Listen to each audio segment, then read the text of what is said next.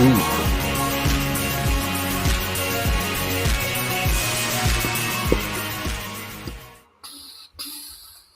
Hey there. We're here, or I'm here. I think Chris, it might be traveling today, so it could just be me, or it could be you as well. If you want to come up and chat, I haven't looked at the news yet, so let me pull that up. See what's going on in the world today.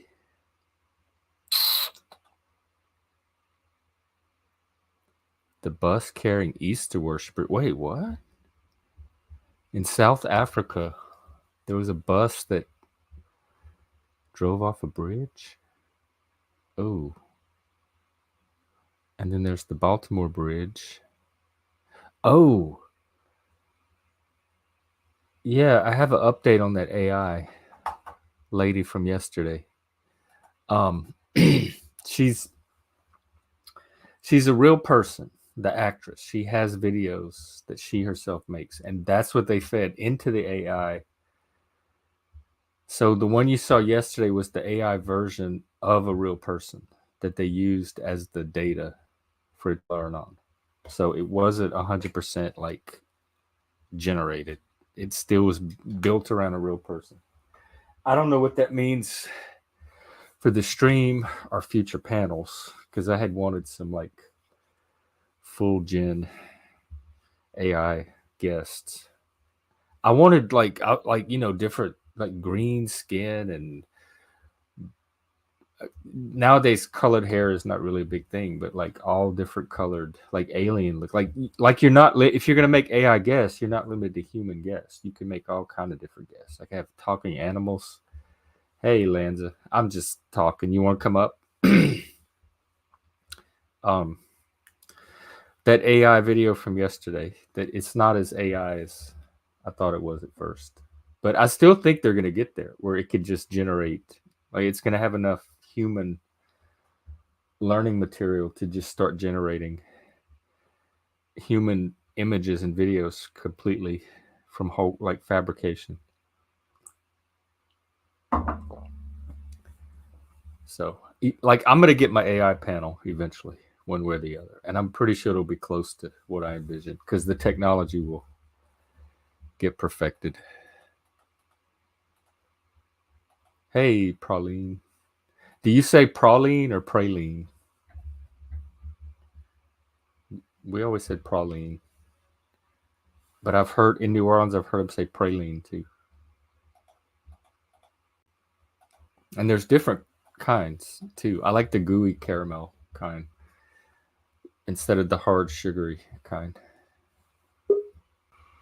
Oh, look at Lanza. And, sorry. And Chris. Welcome. What's up? Are y'all up? Am I on? Hanging out, seeing what's up. Oh, you make pralines? Oh man. When next time I'm in New Orleans, are you in New Orleans? Well, if you're in New Orleans, Pralines are I'm my hitting up favorite. your Yeah. You guys know the number one reason why I didn't like believing in magic as a kid? Or I did like believing in it actually, because it made me think I could like do like a insurmountable amount of things in like a very short, precise way. And as I grew older, I figured out that doesn't work. What kind of magic? Like, oh, I was just making a joke, like Hollywood magic, or like magicians doing magic tricks? Well, just the concept of,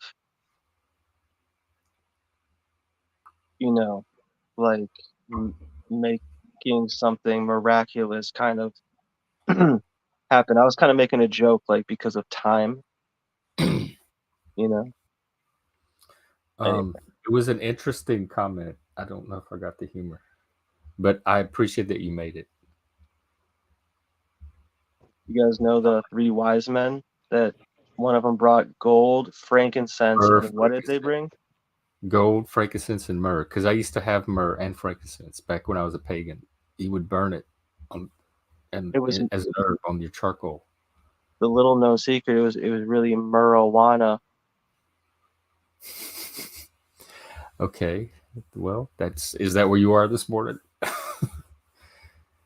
Yeah, Praline, I used to live in Mandeville for a little while and had to drive the causeway every day because I worked at the mall in Metairie, Lakeside.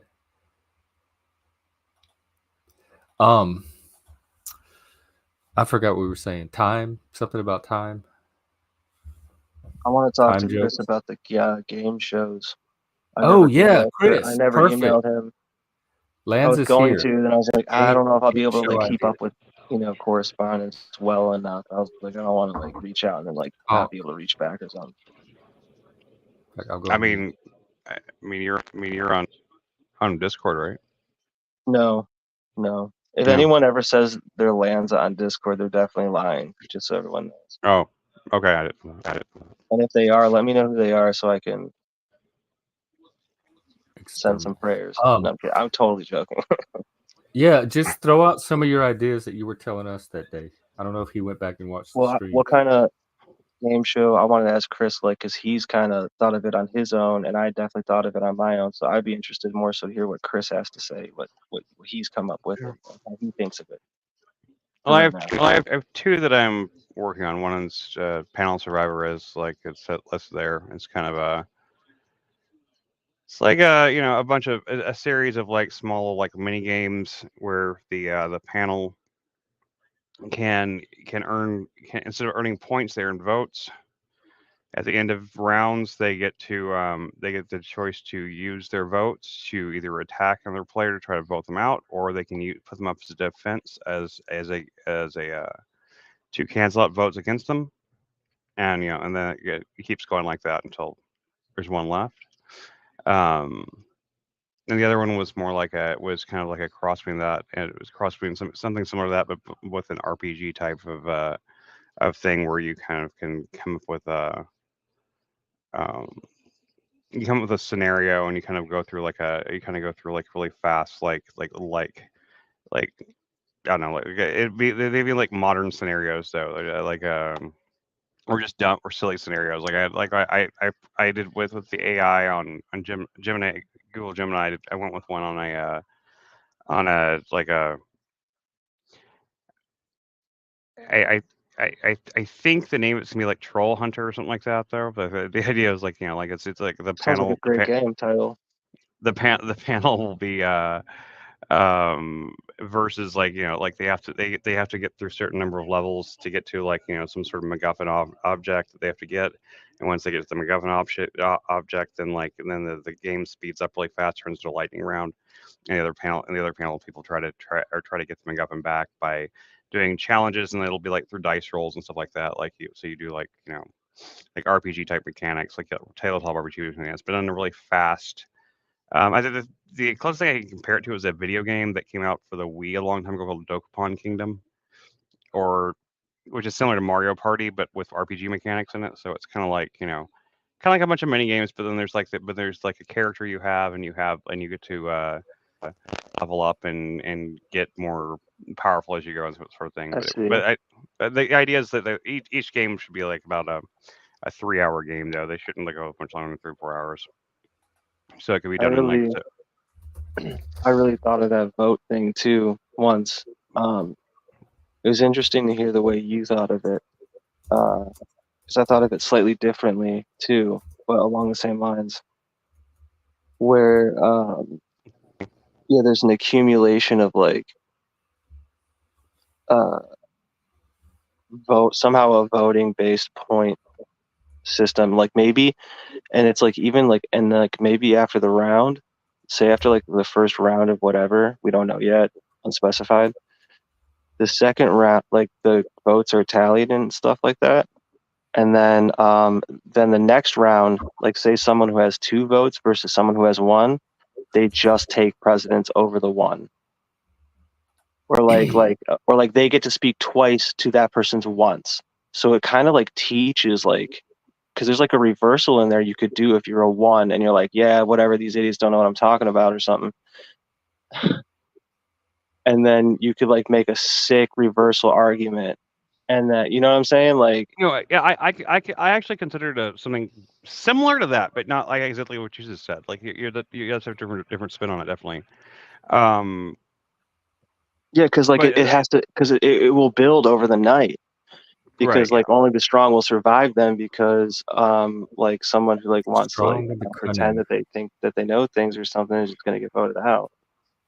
Yeah, I like the But they'll learn, but it'll be about learning. Sorry, my bad. Last thing, for me, it's about like the learning aspect is what I would like try to dive into.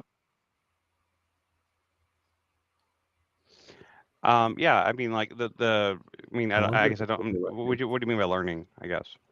The process in which the game is set up is a learning or a teaching. I'm sorry, a teaching process where like everyone's basically learning and teaching. You know, it's not. Yeah, that like just with the vote thing, I felt that could be in there. Yeah, I like the idea. I've just like the idea of like, there's lots of games for people to earn points, but I mean, I like, like I think the thing is like Survivor, they have like immunity idols, right? So I thought like, well, instead we can just like skip that whole aspect of it, and like make it, the whole game is more about like individual mini games anyway. So we can just have the various okay, variant the mini variant games. the little games like some of it might be there might be a trivia round. There might be a round of like something similar to Pictionary. I thought about doing like a round panel trivia of what's happening in the panelverse. Could be, or it could just be based on a theme. Panel gossip. Could be based on a theme, I wonder if Jeff remembers game like RuPaul does, where we have to impersonate panelists, panelversers. I had an idea for a mini game, I guess, in this case, right? Would that be a fair? Okay, yeah, cool. It's like it's kind of like The Voice, and if you're on cam, like you just got to turn your chair around, and then like whoever is presenting the idea, if it sounds like complete bullshit, nobody turns around because you're not gonna like buy into it. Almost like not like sharks, but like you just don't want to hear it, so you don't turn around, and they only got like 1 to 2 minutes to like demonstrate like something. And then, but if it is worth hearing or something, then you can turn around and it would be like, you don't have to be like some famous singer or anything. You could just be someone with a good idea, that, oh, we want to hear this. We could just see what I'm saying? Yeah. And then it'd be like Jeopardy, and I could just be on that thing and just host it one day. Sure. Yeah. Like a Jeopardy like round was like one of the ideas. I had a twist on it at one point. I have it written down somewhere. I've always some of these ideas written down, and honestly, I've had bad vertigo all morning, so I'm just like, oh no, those are my only 2 ideas. Those are only 2 ideas, but yeah, I mean, like, but like they're based. They're both good. of those, They're I feel 2 like more based than we've gotten learning. from anyone else. They're good ideas. They're good ideas. Like screw trivia. Like I don't want to know old facts. Let's make some new facts. Yeah, I do want I want to know those ancient facts from last week. Get those out of here. I don't want the focus to be on being like who's right. I want the focus to be on being entertaining more than anything. Entertaining. I envision it more as like a British style panel show. Who's entertaining? Then you're gonna get the Tommies and the like the people. I mean, I'm not entertained by liars. I can tell you that. I'm saying people that are funny. funny. Laugh at and not with. And people that are funny. Like I'm not even entertained by that show. That like I'm not. Oh, I Moose. used to be. That's actually gonna come in handy. Like any of I think I made it. I asked my brother because he would know how many seasons has American Idol been going. I swear, I think he told me like 23 or something, and I was like, no way. Because I remember the first season, I pretty much I wasn't invested in it or anything, but like I pretty much watched almost all of it, mostly for like those people that get rejected, and like they're all weird. Which one? American Idol. Oh.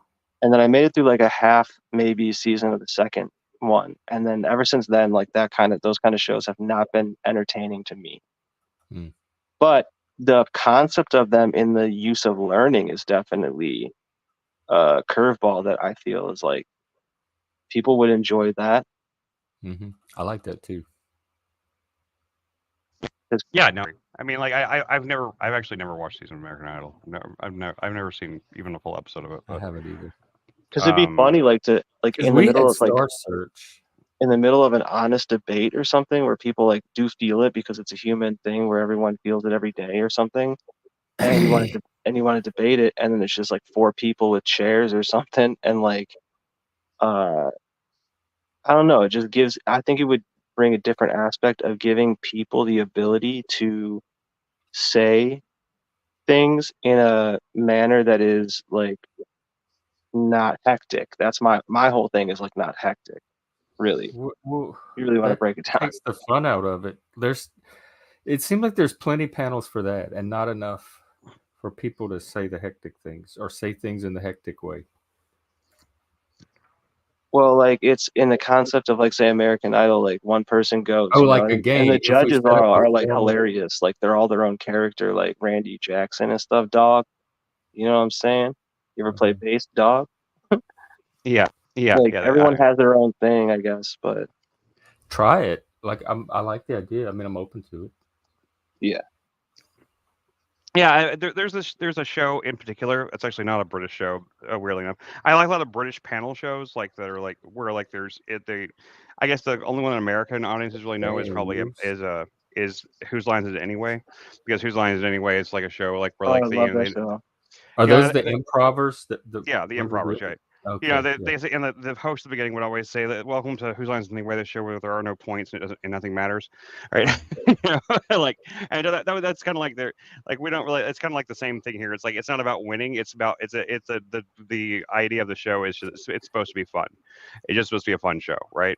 There's so many Machiavells around here for whom it will be about winning, though. Which I is know. good. We need I some know. of those because they add to the. What to is the that? interest. A Machiavel? The people that manipulate and fight to get to the end and don't care who they have to step over or stab in the back. Oh Like the yeah. really tactical, strategic ones Wait, that know they how to don't. use other people like Okay. chess, like pawns. Wait, because like the pawn game sounds different from the Smash game. Like the Smash game is like I don't care. Oh wait, you're What's saying they're blended. I don't know. I don't know what you're saying. They don't care that they use people like pawns for their ends, is what Yeah, you're saying. like the villains, like in reality TV, it's the villains that lie and Oh. backstab and get to the end, and in movies, it would be the villains that lie and cheat and backstab to get to like enact their agenda, whatever they're trying to do in the movie. No, it's just the liar, dude. It's just whoever lies is going to lie. Maybe it's the people that seek power at any cost. And that's Really. kind of, and like, I was gonna say, like, one of the shows that I really like is a show that was on IFC, actually, weirdly enough. IFC did one season of the show called Bunk. It had a bunch of comedians on it that people some of them we still know, like Kumail Nanjiani was on a couple times, and I'm trying to think of I think Paul F. Tompkins was on there, but the coach was a comic named Kurt Braunohler, and he's really funny. He's a really funny stand-up anyway. But like the whole thing like had like this really like smarmy kind of like the individual joke competition things they did were like really abstract and silly. I don't even know if someone would work in the panel. I think one of the first ones they ever did was like everybody it was like the opening round, and everybody had to reach under their desks and pull out a puppy, and they had to hold a puppy, and then it was like, so this is your job, guys. You gotta shame that puppy. Shame the puppy? Shame the puppy. You have to say really mean things to the puppy. It's a really cute puppy. When was this? Like 1979? No, it was a show from the 2000s. What? Dude, that was Pete. That has PETA written all over it. Who would? I don't get it. Is that like British humor? Is that like Australian? Is that New Zealand? What is that? What's not funny? Like one of them, like shame the puppy. Yeah, shame the puppy. Like one of them said, like God doesn't. That's like a MK Ultra like release verse or something. Wait, this was on a game show for fun? Shame the puppy? Yeah. Wait, yeah, I'm with Lanza. What is this? If you saw, why are you shaming any puppies? Course, naturally, I can't. If I could play the clip, I would play it for you. It's really funny to see it. They also had another. It's not sounding like it is though. If you saw it, it's very funny. It's like they each have because the whole it's just funny because you have this extremely adorable, cute puppy, and you're supposed to say mean things to it, like you're you've made like really bad this is life an actual choices. game show where they take a puppy out on stage and the contestants have to be mean to it. This was just like one small segment. This is like How do they Why know if is it's that? feeling Why shame? would anybody think to do that, number one, and then why would any be like, oh, I'm going to tell other people to do it also, and we'll film it and put it on television? Why? It's You actually think about funny. doing it, It's using it for actually your funny. game? Okay, so Chris, you might be Sure right, Chris. somebody I'm has not a going to puppy dismiss you, that's man, but like the idea is like there's a 20% chance you're right in my mind right now. okay, You well, know? I don't I know still if you like you. I still like you. I still respect if you you. can you might be able to find Bunk on YouTube. I have it on the If we Plex watch server. this video, man, and it's terrible, please don't do that to me. Oh, let me check. It's I can't play on the I thing, forgot but what I'll were we find a link talking to about it. before you brought up the buzzword, MK Ultra buzzword of like puppies and MK Ultra the buzzword. British shows, but this No, is I much mean, more what? interesting because I'm still trying to understand this. How do they know if the puppy feels shame? Does it They don't. cry or It's whimper? No, it's dude, just this like oh my god. That it's seems Okay, cruel. How come the cruelty to animals people are not? Chris, is there any it's chance not that cruel to the animal because the animal doesn't understand what you're saying, and like Chris? and all But the if you're comedians are trying like, to instill a negative emotion in the puppy that you can Yeah, visibly see, and that it's seems that's okay. not. cruel. There's no challenge. It's the challenge is who can come up with the funniest thing you could do to shame a puppy. The funniest thing you could say to shame a puppy, and it was like one But of them was they like, actually God, bring the Well, puppy out and see if it works. Like, is no, it they don't care if the puppy reacts. The puppy's not going to react. The puppy doesn't understand English. yeah, I don't want to hear people saying stupid things though. I'm just so confused. It's a comedy bit. It's like I feel Dude, very. what are the Uh, no, if you want it, it's your show or whatever. I apologize. I'm trying to be like kind of. No, I understand. I I'm guess trying to it's push not. the I line to guess see like. it's not something that I guess that like it does. It actually makes sense if you see it, but I can understand how it doesn't make sense if you don't see it. I was gonna say one of the I other feel things like to I'd do is rather like watch a person build a log cabin out of wood that they cut down in the forest before watching people okay. pretend to make puppies shameful. I do want to see on YouTube if like just what comes up. Chris, I'm sorry, I can be brutal, dude. No, it's fine. I just feel like I'm not explaining it right. There's another one where they each They have Before, dogs with signs hanging around their neck of the crimes they did, like eating the cookie, dude, is that? I mean, no, like, what kind of that's art eating not. the piece dead is this? cat. Like, That's There's it. a dog that What you ate need. a dead Chris, cat. which There's a music one chicken with a did you? segment. sign. I'm trying to shame the chicken. Chris, One segment on which what they music show. festival did you see us at? You saw this live, didn't you? No, this was on a TV show called We're gonna Bunk. see you in the video, aren't we? No, you're not. Unfortunately, I wish I was on the show. Uh, This show was hilarious. I mean, there's a lot of really funny people on it, and I guess it's you can find it on. It's apparently on Pluto TV. It's for still free. too loud. Fuck. I wish StreamYard would do something about this because they all sound the same on our end. just so you guys know, I can't see the chat, and I don't. What's the title of the video today? There's none. It's just Outliers. It's the same as it always is. With the hashtags, and then I change it at the end to whoever was on panel. Crackling. I'm not hearing him crackle. Maybe it's yours.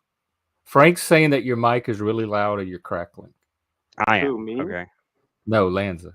Oh, Lanza. Yeah, Lanza sounds really normal to me. But he sounds Completely normal to me. Yeah, Like to dude, me and just, Chris, okay. he sounds normal. As as he sounds.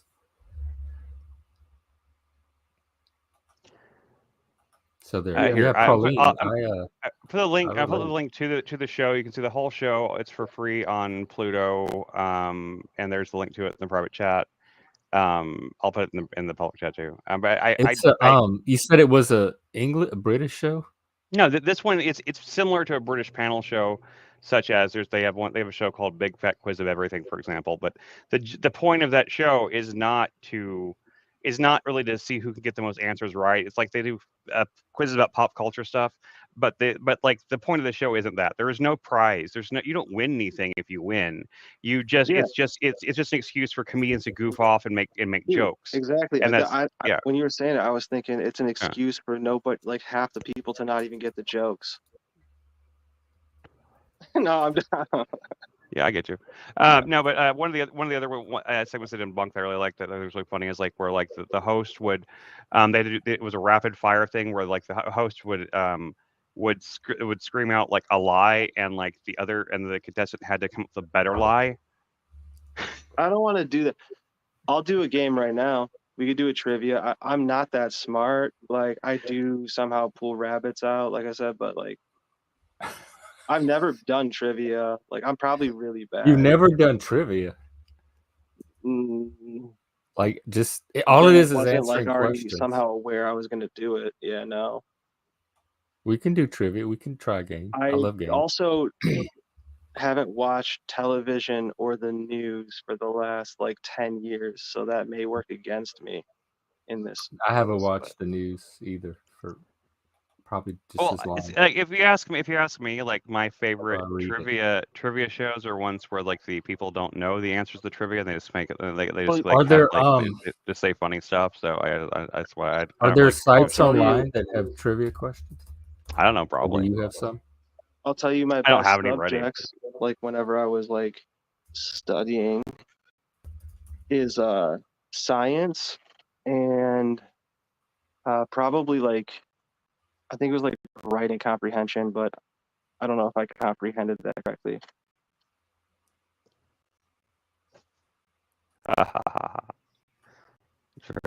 You have a question?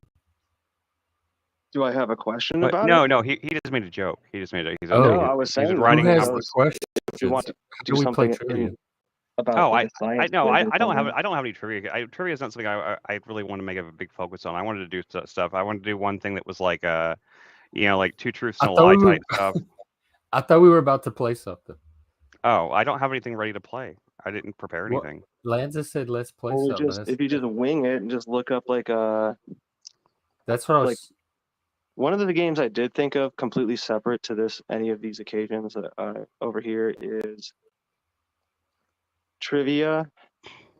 The panel does like trivia. Somehow like the chat can choose who's going to go up against each other. And then there's like some form of topic that's selected. And then it's like lightning trivia. So it's like first to like 4 answers correct or first to like 5 answers correct. And that way everybody within a 20-minute period can have 1 round of trivia. That's just one idea. That'd be good. Yeah, that would work. Or I'd try to keep the trivia stuff pretty fast paced anyway, But and you have to have like kind of a buzzer type system so people buzz in. Did you ever see the show At Midnight, for example? What was it? At Midnight. Is that the Richard Linklater one? No, that's before midnight or after. No.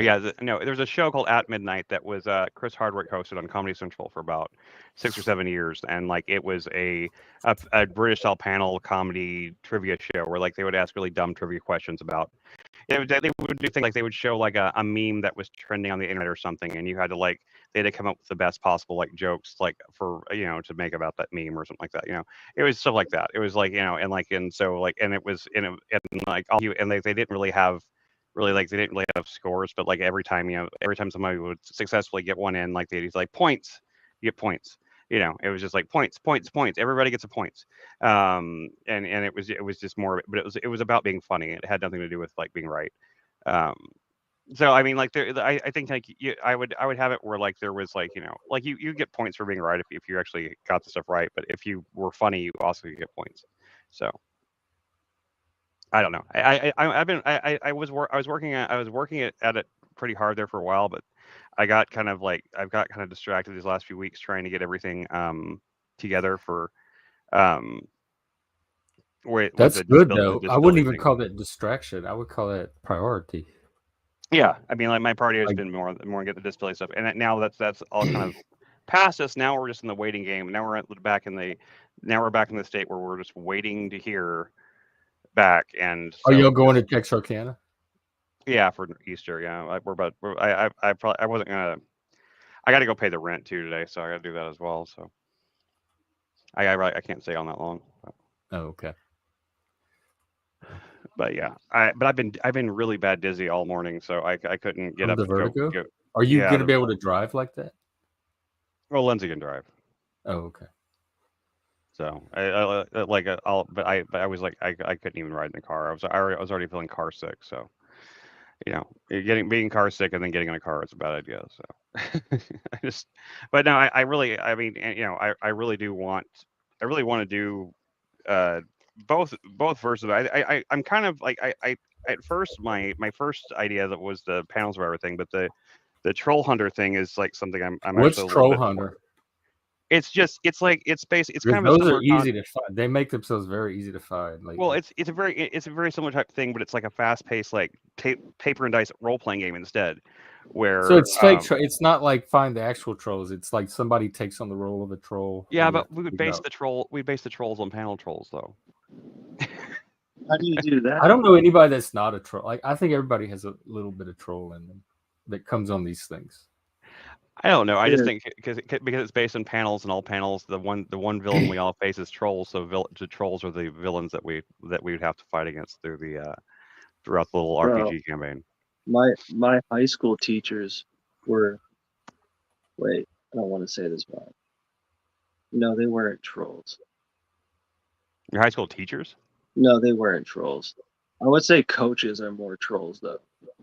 So like ideally a good troll would want to be a coach, but they're so mad that they don't know how to figure out how to make their point correctly or whatever. And so like they actually what they actually end up doing is they actually end up trolling themselves. I know this from experience. But yeah, I could no when you said dice and stuff like that, like I was like thinking like, oh yeah, like Jeff said, like who's gonna assume? Man, I don't know. I've been trolled by real people in life and shit. You know what I mean? Well, it's like basically, basically like if I was hosting, I would be done. I We would be could playing. do that. I'd be Merge it playing with Dungeon Master. real life and have anonymous, like different people controlling different members of the panelverse for like a week or something and making certain decisions, like specific decision, and then they have to carry it out in their life on the panel, and eventually they have to like figure So out is it who's like controlling them or collateral? something. Huh? That's Is an it like interesting idea. collateral? Like that's your collateral for being a troll? Like this is the debt you must pay now because of the trolling that you have done? And we've caught you lying too many times for real in real life, and now you got to wear this like now you got to get Part like of it's making the a trolls even Betty Boop comply with it. tattoo, like a Betty Boop like tattoo on your neck because you were That's a such a funny bad idea. troll. Yeah, they can have like different punishments, and if they lose a challenge, the audience can vote on what Yeah, punishment they want them to have. well They could that's like wear a serious silly stuff outfit or take a pie to the face or something on panel. because a lot of people would. I think some people would want to like be like, all right, well, just you got caught lying. Then you didn't do the whole debt paying thing on top of it. Like, just don't come back. You can't be serious. You know what I mean? Like, or we start another bracket where where like the lower level trolls start fighting each other and shit for like who's going to be like the best troll. I like it. They could like one of them can fight their way back into the game as they Yeah, maybe one of them drops can. out. Yeah, the most May the best redeemed troll one. win. Yeah. That's a Uprising. funny idea. Funny idea. I like it. It's like Star Wars when like you could write the prequel like after or something, right?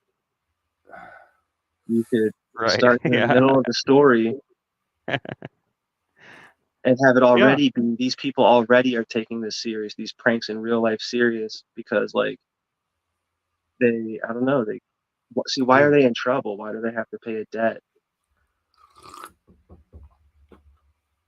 Because they lied on the panelverse. I mean, that's going to be almost everybody. But to me, okay, this is what I think. The panelverse keeps people honest because it's all on stream. Like the ones that lie are going to get caught easier, and it's going to filter out the ones that don't lie.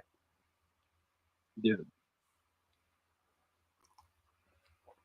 Because over time, we're going to know who's consistent and who's lying.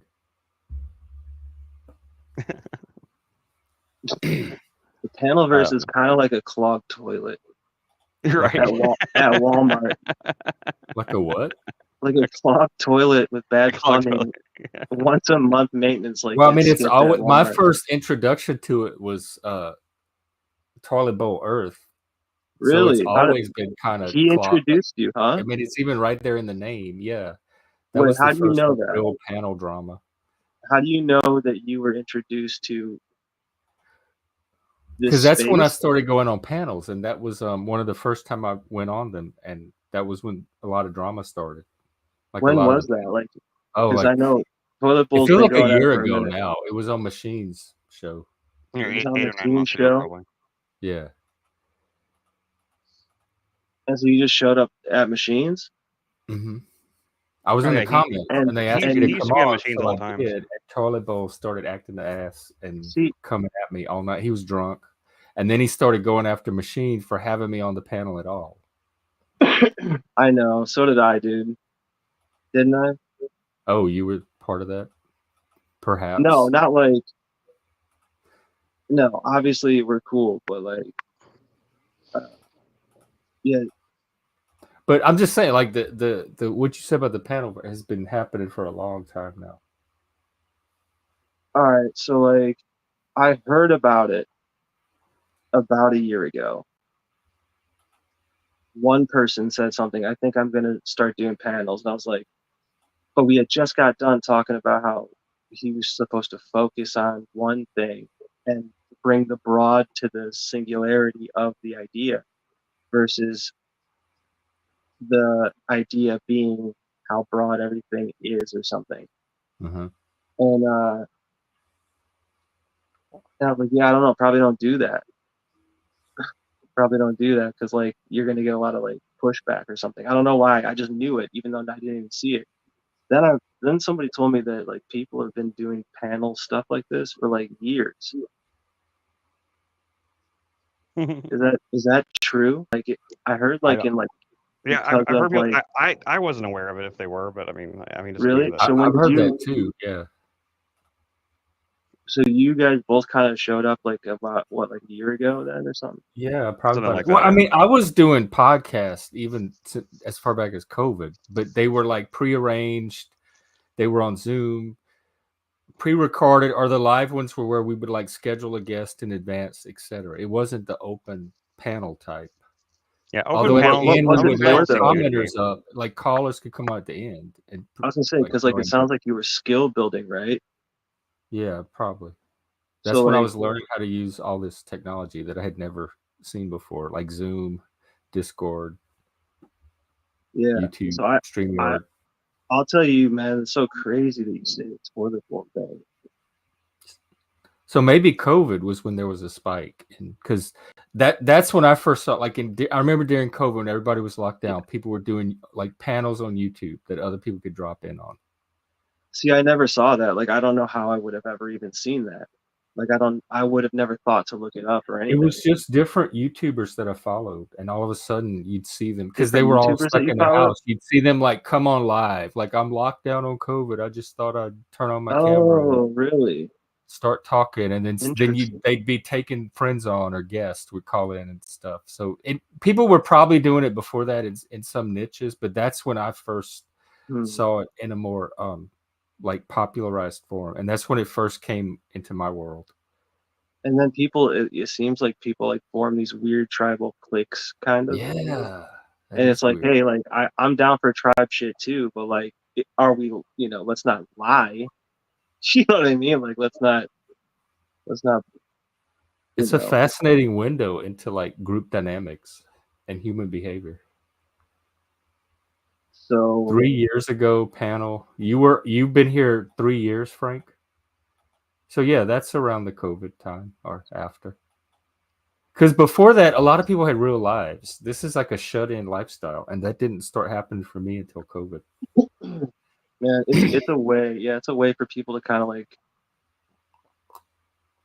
yeah, because I know about like addiction to internet. I really do, to be 100% honest.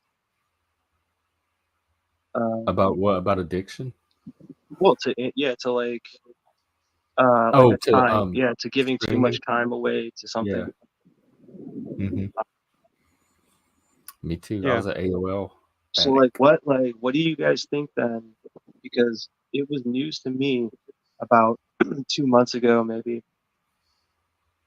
that panel stuff has been going on for a few years. So the fact that I found myself seeing kind of what this is about or whatever for the last 4 months. I think I want to say 4 months maybe max, something like that. And it's really, really interesting. Do you have a channel of your own? No. What's your goal in the panelverse? What are you trying to get out of it?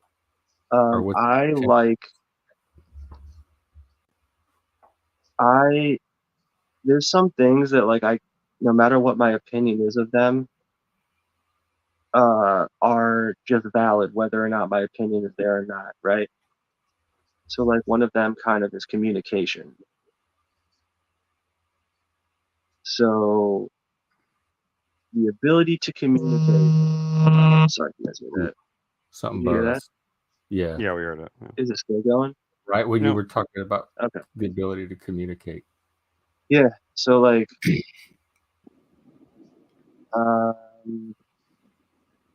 communication is I think it's more easily divisible than it is.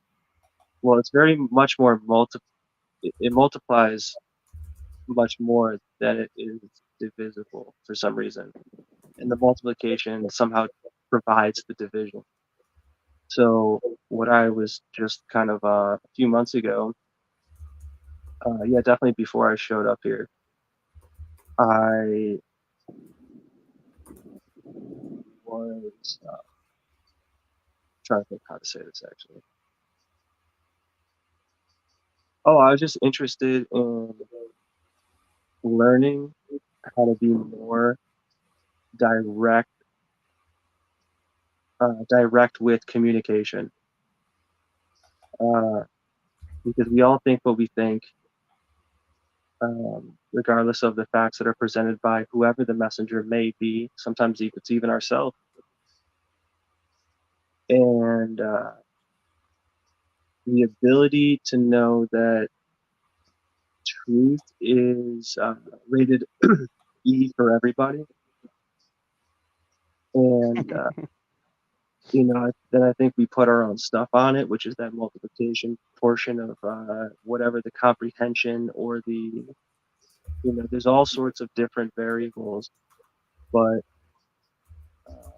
definitely one thing I can tell you is,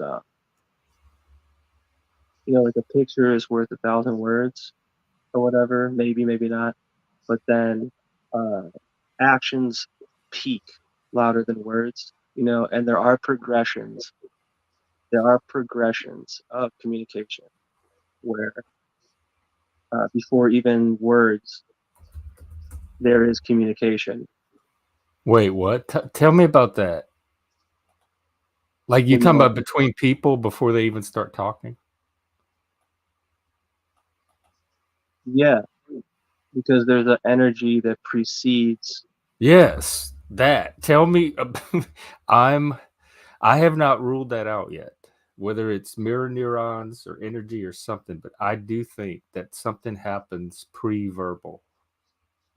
And even like online, sometimes, like not even necessarily in person, but it seemed like it happens remotely too, through chat or video. You've experienced that too? Yeah, I mean, you gotta think, man, certain actions beget certain reactions. Like, think like a basketball game. If a defense is playing a certain way, the offense has to make an adjustment, vice versa. Sorry, forgot where I was going with that. Well, it sounded interesting wherever it was. Oh, the priest. Yeah, like that little thing that passes between people, that little instantaneous.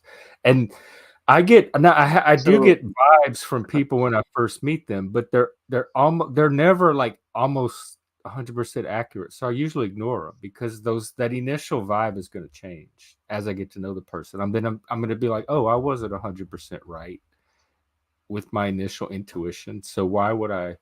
It's not like foolproof. So I take note of it, but I don't go by it. I still try to get to know the person. But a lot of times it turns out to be right. It's like that little thing you felt for that split second when you first met. You should have paid attention to it because it was telling you something. So I guess I don't know how to read those yet completely. That can come with yeah, I see what you're saying there. Actually makes sense. That can come with a lot of different like scenarios where. So basically, what it leads down to, I'll tell you the honest answer, is there are people who are users, and there are people who are givers. That's essentially what it comes down to. And so, or givers and takers or whatever. Yeah, I guess what you're saying. Yeah.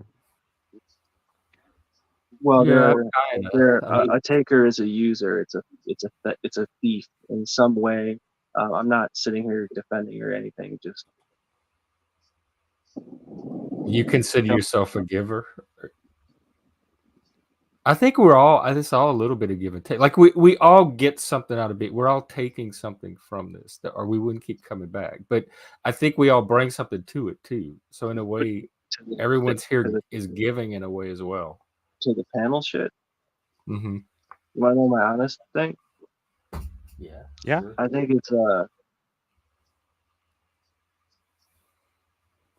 it's interesting, like I said, to learn from. And it's interesting. Some things I've learned. One of the things I've learned while here is it is very hard to speak and teach simultaneously.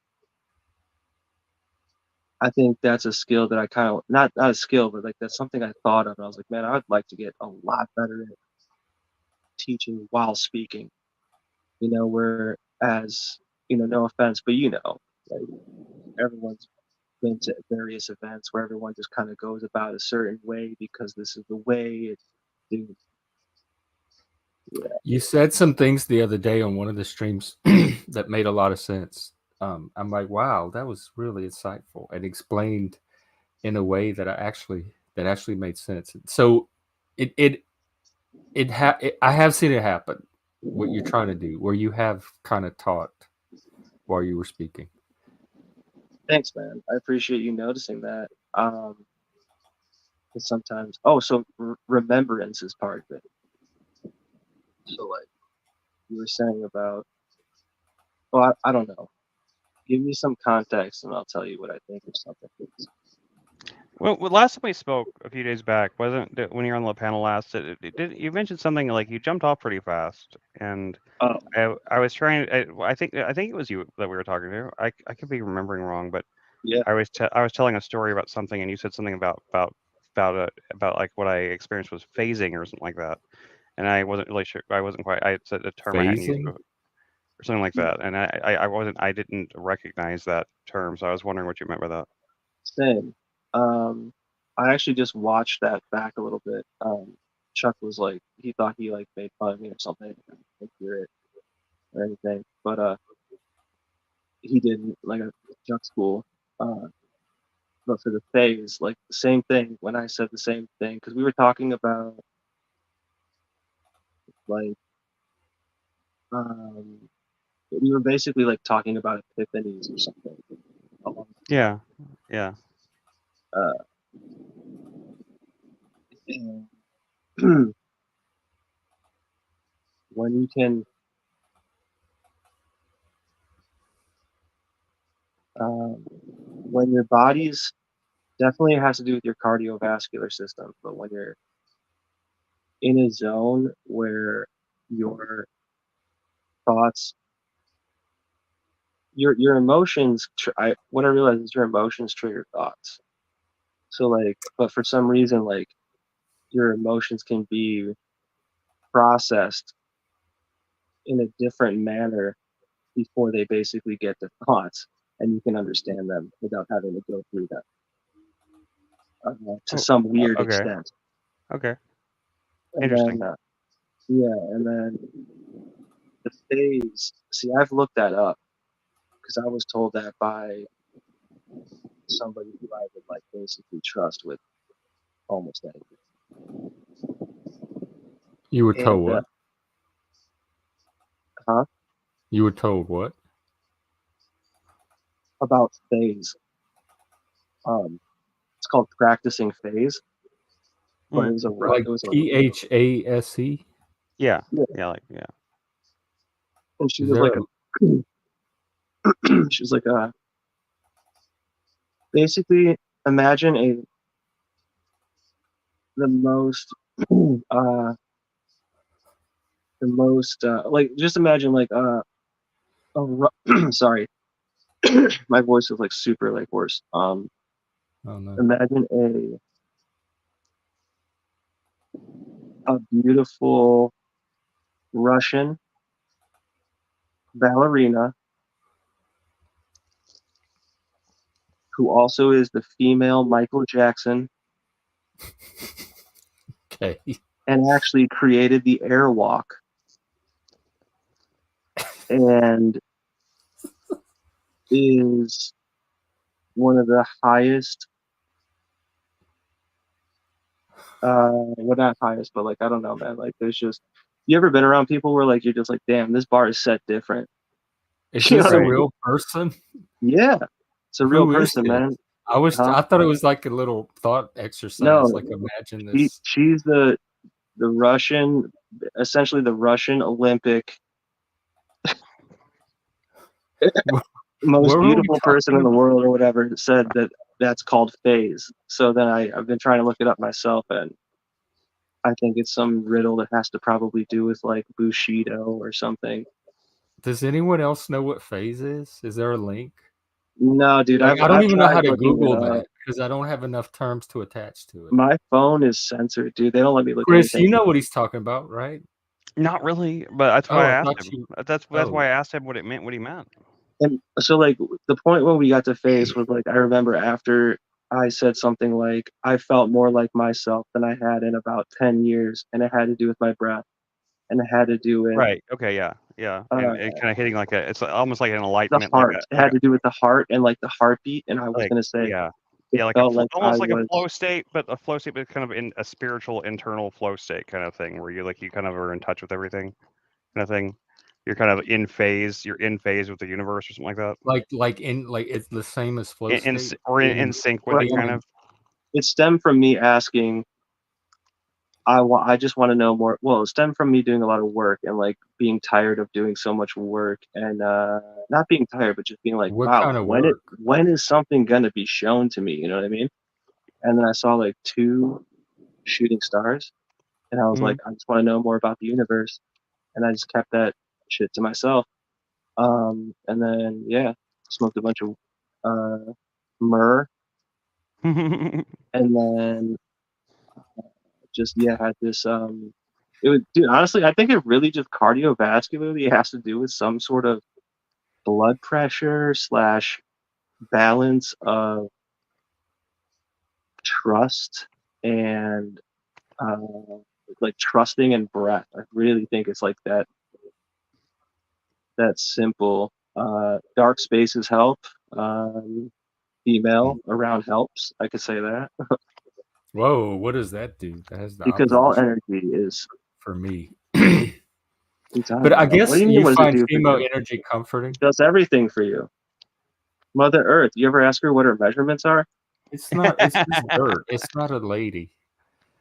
Growing up, she was the lady on the butter commercial. Mother Nature. How many dudes do you know that you would trust with a freaking fish tank, let alone growing an entire Earth? I would trust me least with a fish tank of anyone because I've already broken at least one. See what I'm saying? Like Wow. it's we're So you're not like we're too women. You can constructive. trust women around your fish more than men. I'd say men are more constructive. My mom killed my parakeet. I don't necessarily.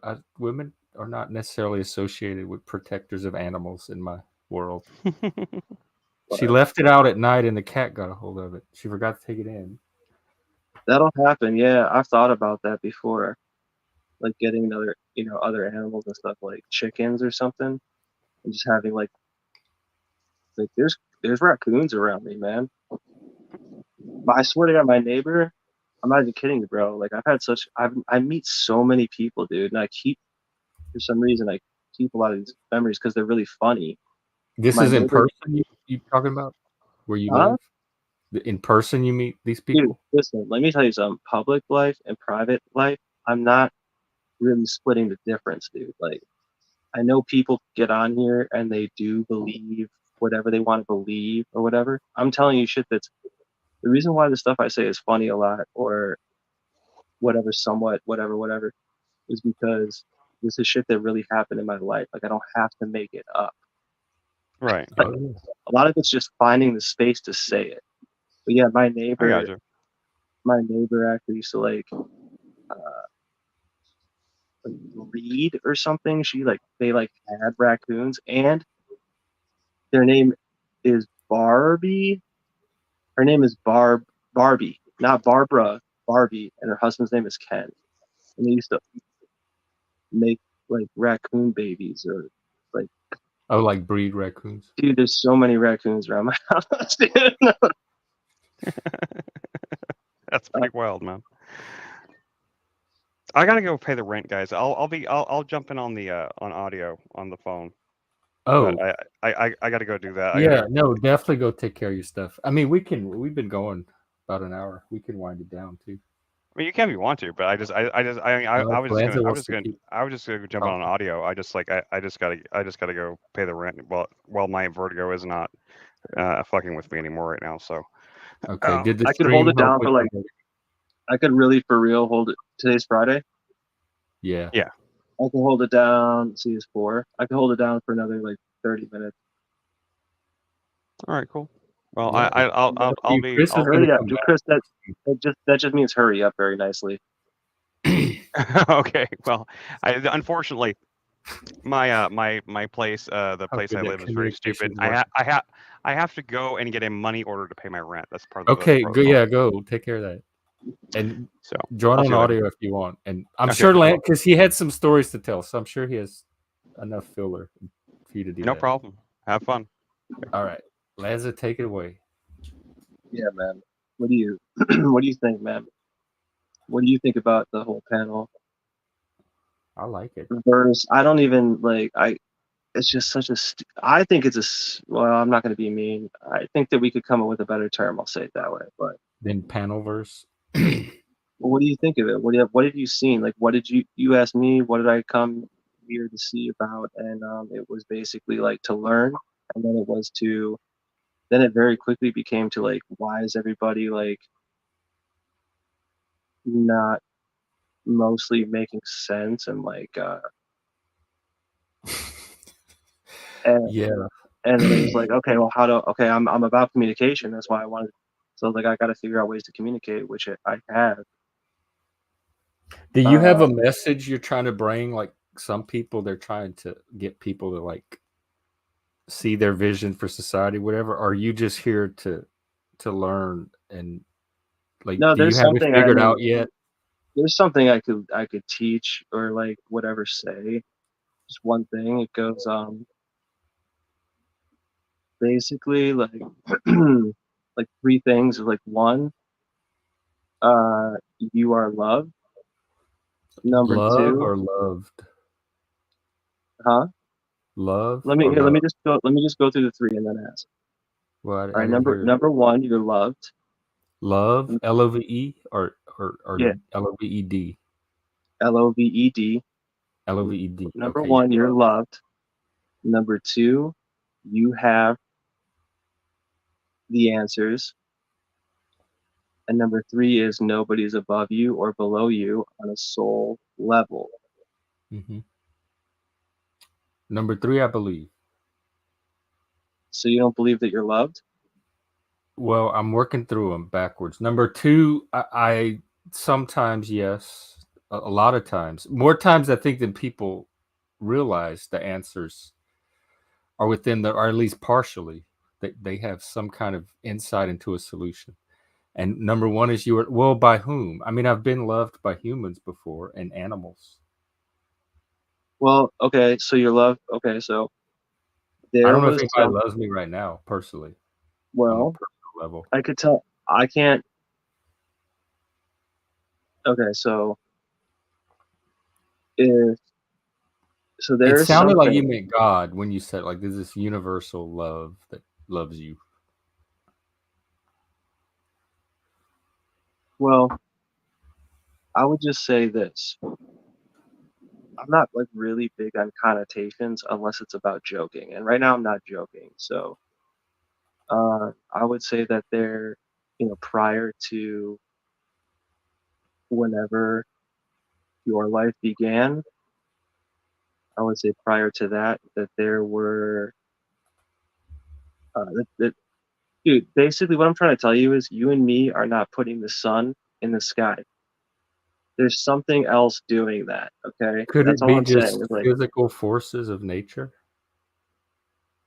if you from your position can describe what is keeping us alive from that perspective, that's fine. I'm just telling you it's very hard to define, except for that we mostly just take it for granted because it happens. If it didn't happen, we wouldn't even be here to take it for granted. Yeah. And that, like, I heard someone really smart once, dude. They said humans have been dealing with the effects of like sunlight for thousands of years.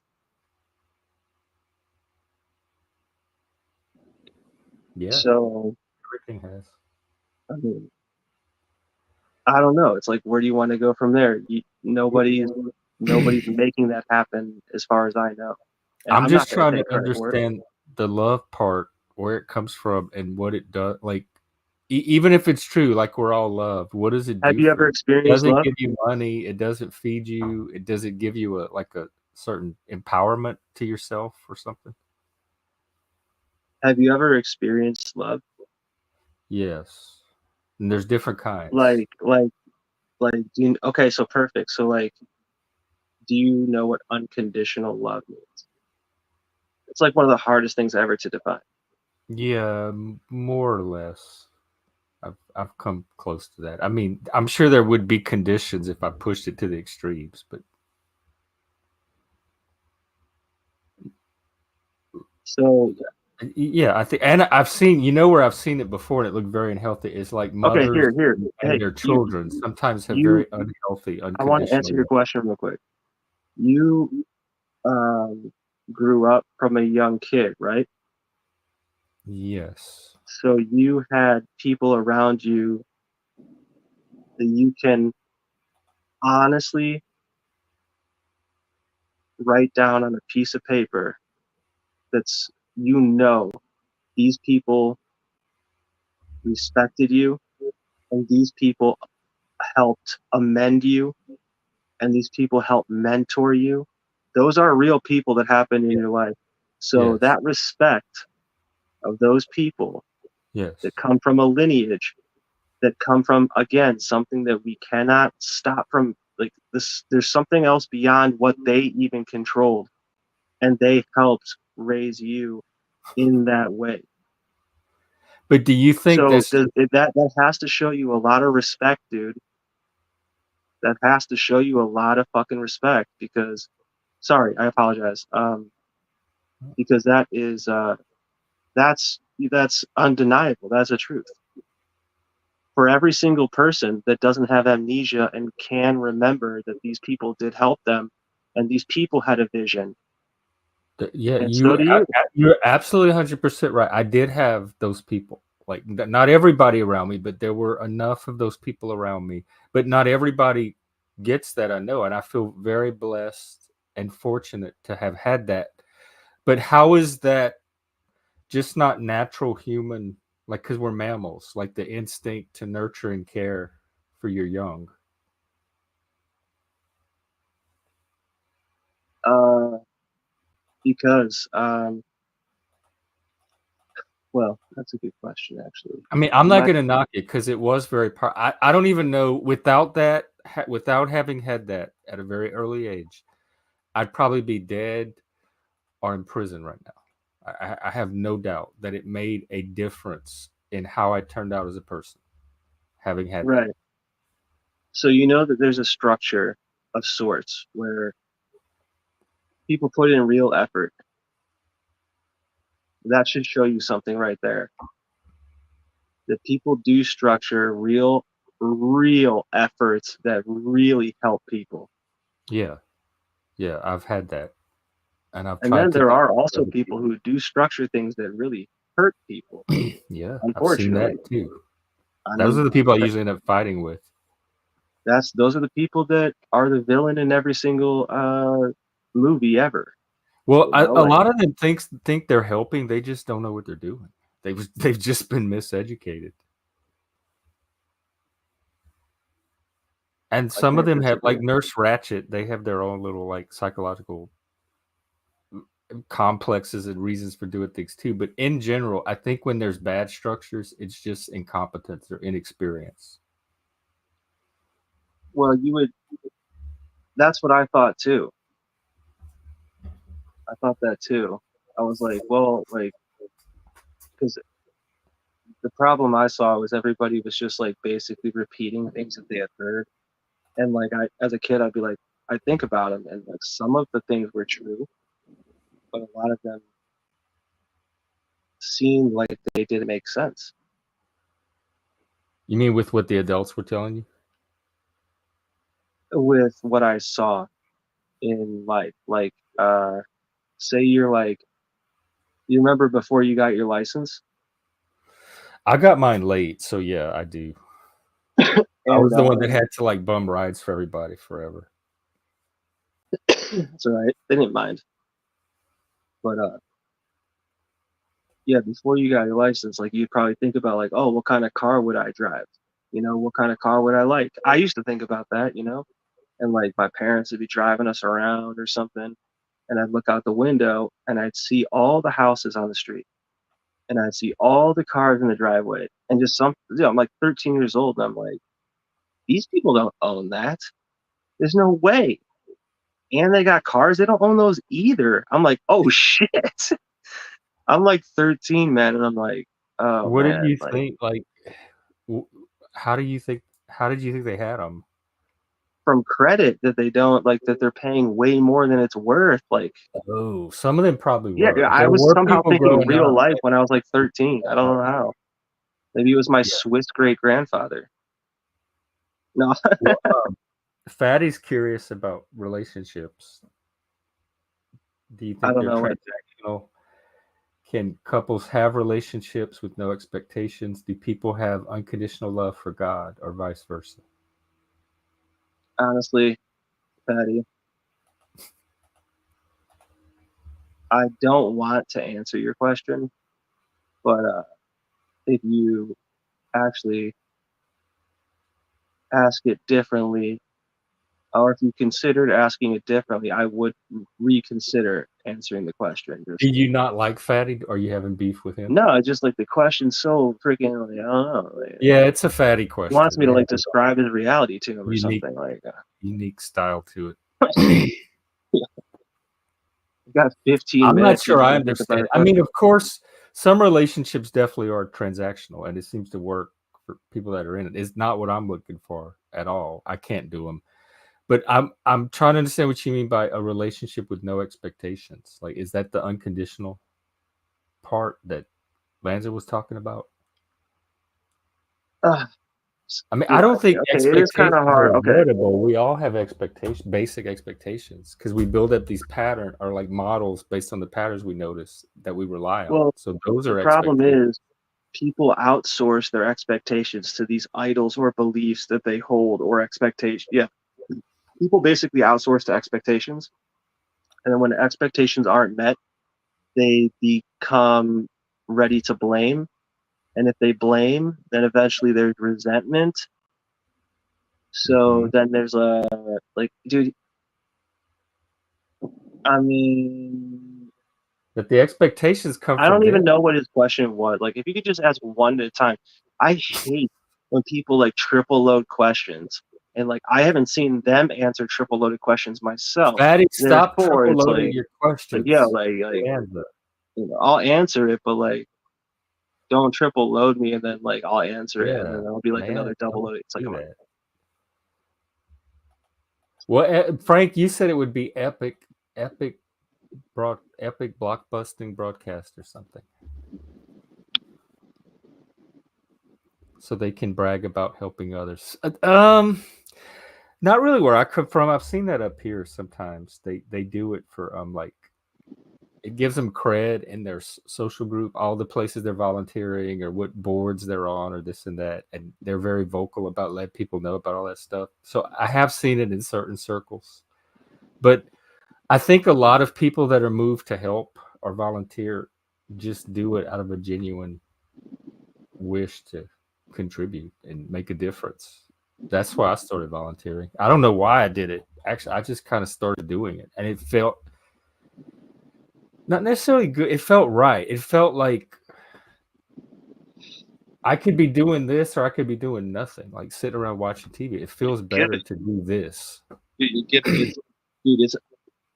I volunteer as well, but like there's the way I looked at it was for myself very similar. It was it's like a natural antidepressant, bro. It did, yeah. That's the way I looked at it. Like every time I did it, like it was always a new little thing, and it was always like, oh, just try to do my best, try to help out. Like, and one thing, yes, you have a good point, because one thing that helps me when I'm going through my stuff is focusing on somebody else. If I have somebody else going through something and I can sit there and be a listening to it takes me out of my stuff for that one moment, and even that is healthy. With you and Chuck. I don't know. I help mostly out of instinct. People tell me that I help way more than I should for not getting paid, or I should get paid for a lot of the help that I do, but I can't help it because I think part of it is just cultural. That's just how the people are where I come from. Everybody helps everybody. We don't even think about it. And so some of it is just being raised that way. But I feel like I don't like seeing people suffer, and I feel good when I can help people like achieve whatever they're trying to achieve for themselves. It makes me feel good. It's like community helping each other, and then we all grow as humans from that. Well, I don't know what you mean by transactional. I've definitely had relationships that were not transactional, that had an emotional component of caring. I want to say unconditional, like dude, like see, that's the thing is like, okay, yeah, I can say that too, but like no energy is unconditioned to any other energy that exists. That's why everything exists, like, of course. Does it become conditioned when it encounters? But I mean, he's talking about it from like an animalistic like standpoint, where it's like there's no way out of it. It's like you can try, like you can try to. There is no way out of some of it. There's no way out of like lust or desire or like love when it's real strong and you're not in control of it. So some of it is. That's what I asked you. You didn't reply. I said, you said love. You said it. Yeah. Like the people that I love, I didn't choose to love them. It just happened. It either developed from experience and getting to know them and seeing the beauty in them, or like the kind of infatuation type that just happens instantly and you're not in control of it. Like you just obsess about the person after that.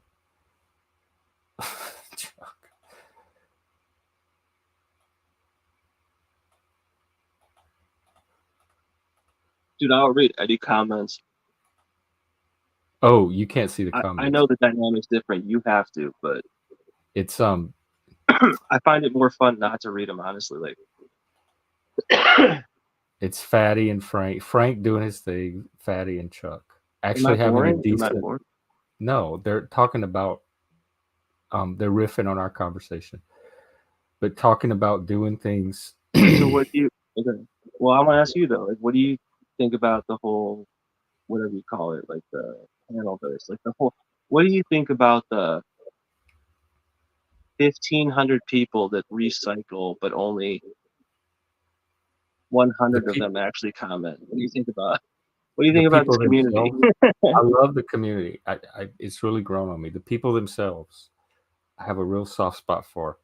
But why? Why though? Like, I don't know. I can't explain it. They're just it's people you just don't find anywhere else. You don't want to be rude. I understand that. And plus, you're doing something. Like, you're actually like part of it, kind of. I see a lot of potential in the Panelverse. It's for community building, for mental health, and it's really the kind of work. It's the kind of work I was doing in person, and then COVID happened, and I started doing it online with Zoom and stuff. But this is a way. This is like the next level or iteration of it. It's a way to do that kind of work, but it's open to more people now because it's public, and I don't have to go like find the people to come to the Zoom and come every week to this meeting, etc. I can just do it every day, spontaneously, organically. So it's the mode that I work best in. So it's a way for me to scale up the personal work that I was doing on a level that I've never been able to work at before. And so I see that kind of potential. What were you scaling? Just like I was doing, I was doing support groups and community events and activities, and then I do the individual one-on-one work. So all of that was an extension of the mental health work and work with autism and neurodivergence, ADHD, that kind of stuff. Well, I tell them that we are all on the spectrum, and then we could just learn from there. Right? Yeah, that's another thing I like about the Panelverse is I think it is like representative of a lot of autism and ADHD. Yeah, but how does it support? And so it is a chance for us to come together. You're saying it supports because it allows people to be interactive. Yeah, and we can't find each other in person. There's not enough of us all in one place. You are right about that. You are right about that. It is hard to actually. But what about the in-person ones though, dude? Like the in-person, like you could just go bowling. You could go play volleyball. I got kicked out of my in-person. I helped start the in-person one, and then they kicked me over some wokeness. Hold on. Say that one more time, a little bit more redneck for people who live east of the Mississippi. They had an autism community here for a while, and then the lady was like retiring and handing it off. So they were rebooting the community, and I was part of that team. And I ran a couple of weekly support groups for like a year or so for the local, like in-person autistic people. We did activities. What do you mean? Oh, you actually in person did groups? Yeah, there was this community center that let people come in and run. Like they had rooms you can book and then run groups from. So I went through their little program and I got certified to do all of that. Tell me all about that. That's dope. I need to hear this. When they put out the call for organizers to help reboot the community, there was a meeting and I showed up, and it was me and it was like a little team of us, like maybe 3 or 4 or 5 people. And one of the things I could offer is running these weekly groups. I had access to this community center, et cetera, et cetera. And so I made that my focus, and I was like the support group guy. And then that sounds like good as hell, dude. That sounds sweet. We did like activities and events too. We did like movie nights and board game nights and parties and potlucks and picnics and stuff like that. So I was part of that as well. Yeah. And I did a lot of networking for the community and connecting us to different organizations. Like I worked with the police department on a to educate them about autism, so when they're patrolling and they see people that are just acting autistic, they don't mistake them for somebody suspicious and harass them too much. Like an education. Damn, dude, that's what's up. So I was doing all of that, and then I had this little trans person I was working with, and I don't know what happened, but he wrote a letter to the organizer, and he wrote a letter to my boss. We were going to do this project together, and he said he can't work with me anymore for being. It wasn't transphobia, it was femphobia and biphobia, whatever that is.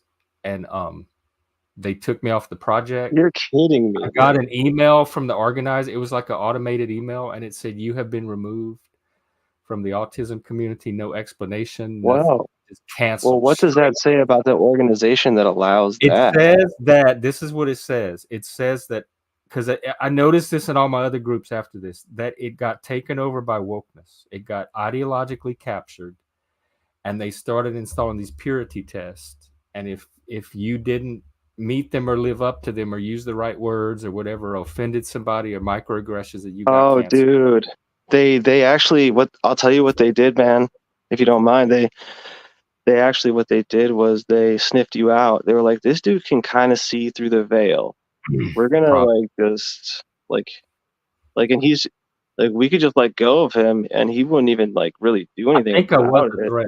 The thing that hurt the most was these were my autistic people. It wasn't like neurotypical people doing this, which is where it usually comes from. These were other autistic people doing it to each other, and I'm like, this is not the way, guys. But I watched every community get split by the Satanist community went woke, and then the rest of us had to go find another community. The autism community went woke. The mental health community went woke. All the communities I was part of have started to go woke, and I watched that split happen. I actually dated this chick that worked at a mental hospital, and she sent me a picture one day. She had to wear goggles and like a helmet or something. Dude, at one point, like I was telling my friends, like, dude, I think they just tell her that she works there. No, dude, that's for real. Like, you stood up and you realize, okay, they let you go. It's not so much that I stood up. Wait, real quick. When was it? When was it? This was just. It was it was just before COVID. I lost my job 3 days before COVID, and then it was fired. And then 3 days later, everybody had to lock down. And I'm like, what the fuck? One moment I had a job at a normal life, and now I have no job, and I have no idea what the fuck the future is for anybody. It happened that quickly. And then that's when I started learning how to use all the video stuff and continue doing the. So then you started watching Alex Jones incessantly for 15 hours at a time? No, I can't watch him. I saw a clip of him today, and I had to turn it off after like 3 seconds. Not an Alex Jones fan. So you were doing what you wanted to do, which was help people, right? And so the panel verse seems like another step in that mission. In which way though? Like how does it help? Because like I said, dude, you even told me like my communication has improved a little bit.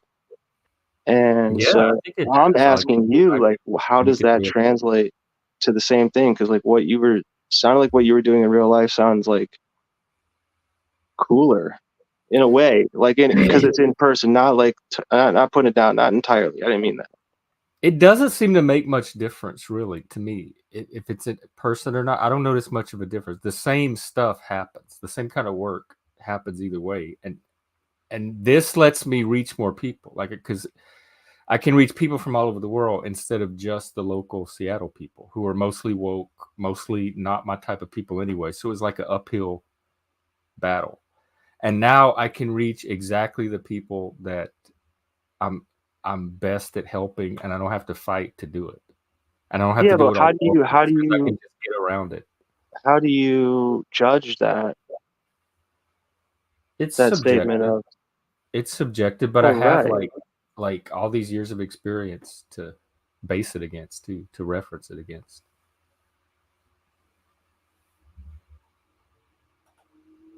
Yeah, but how do you because you, I guess, know something other than what I know, but like I don't think in a lot of terms that other people think in. Like I learn a lot from other people just by listening to them. Like, so one term I learned here is like neurodivergence. I had never heard that term before. And it sounds like kind of like an encompassing term is what it sounds like to me.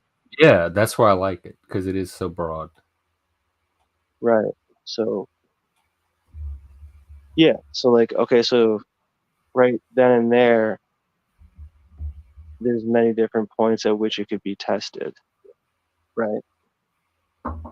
It is so broad where I get. Yeah, it can show up in school. It can show up in early childhood.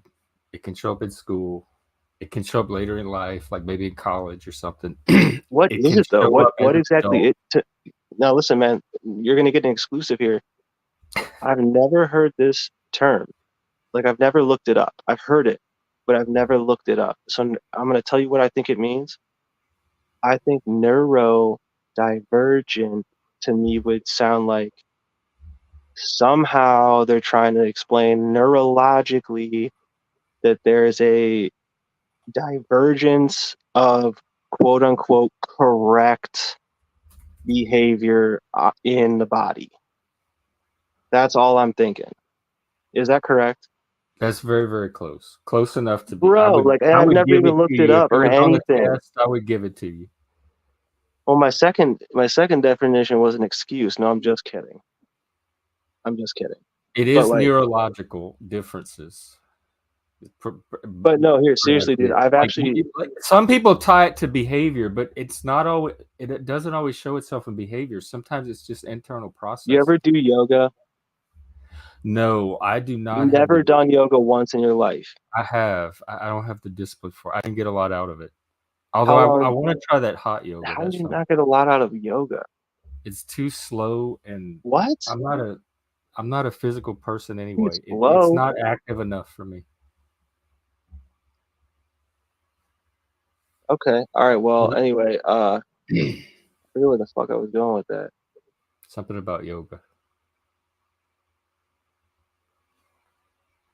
Oh, I was, dude, I've had so many ideas to help people that I didn't know that would fit in that category of quote unquote neurodivergent that I picked up here, and I will leave it here personally. But yeah, like, I've thought of having like helping handicapped people, you know what I mean? And like to do yoga. That was one of my ideas. I'm still thinking it's not a bad idea. But, there might be a way to do it online, like just through Zoom. Dude, I think there's even a way to do it through the state, bro. Like, I have a friend who works. There might be. There's these little community programs that they're regional. Dude, tell me about those. I have a friend that just put together some like class, and he shopped it around to these organizations, and now he has all these groups that are contracting with him.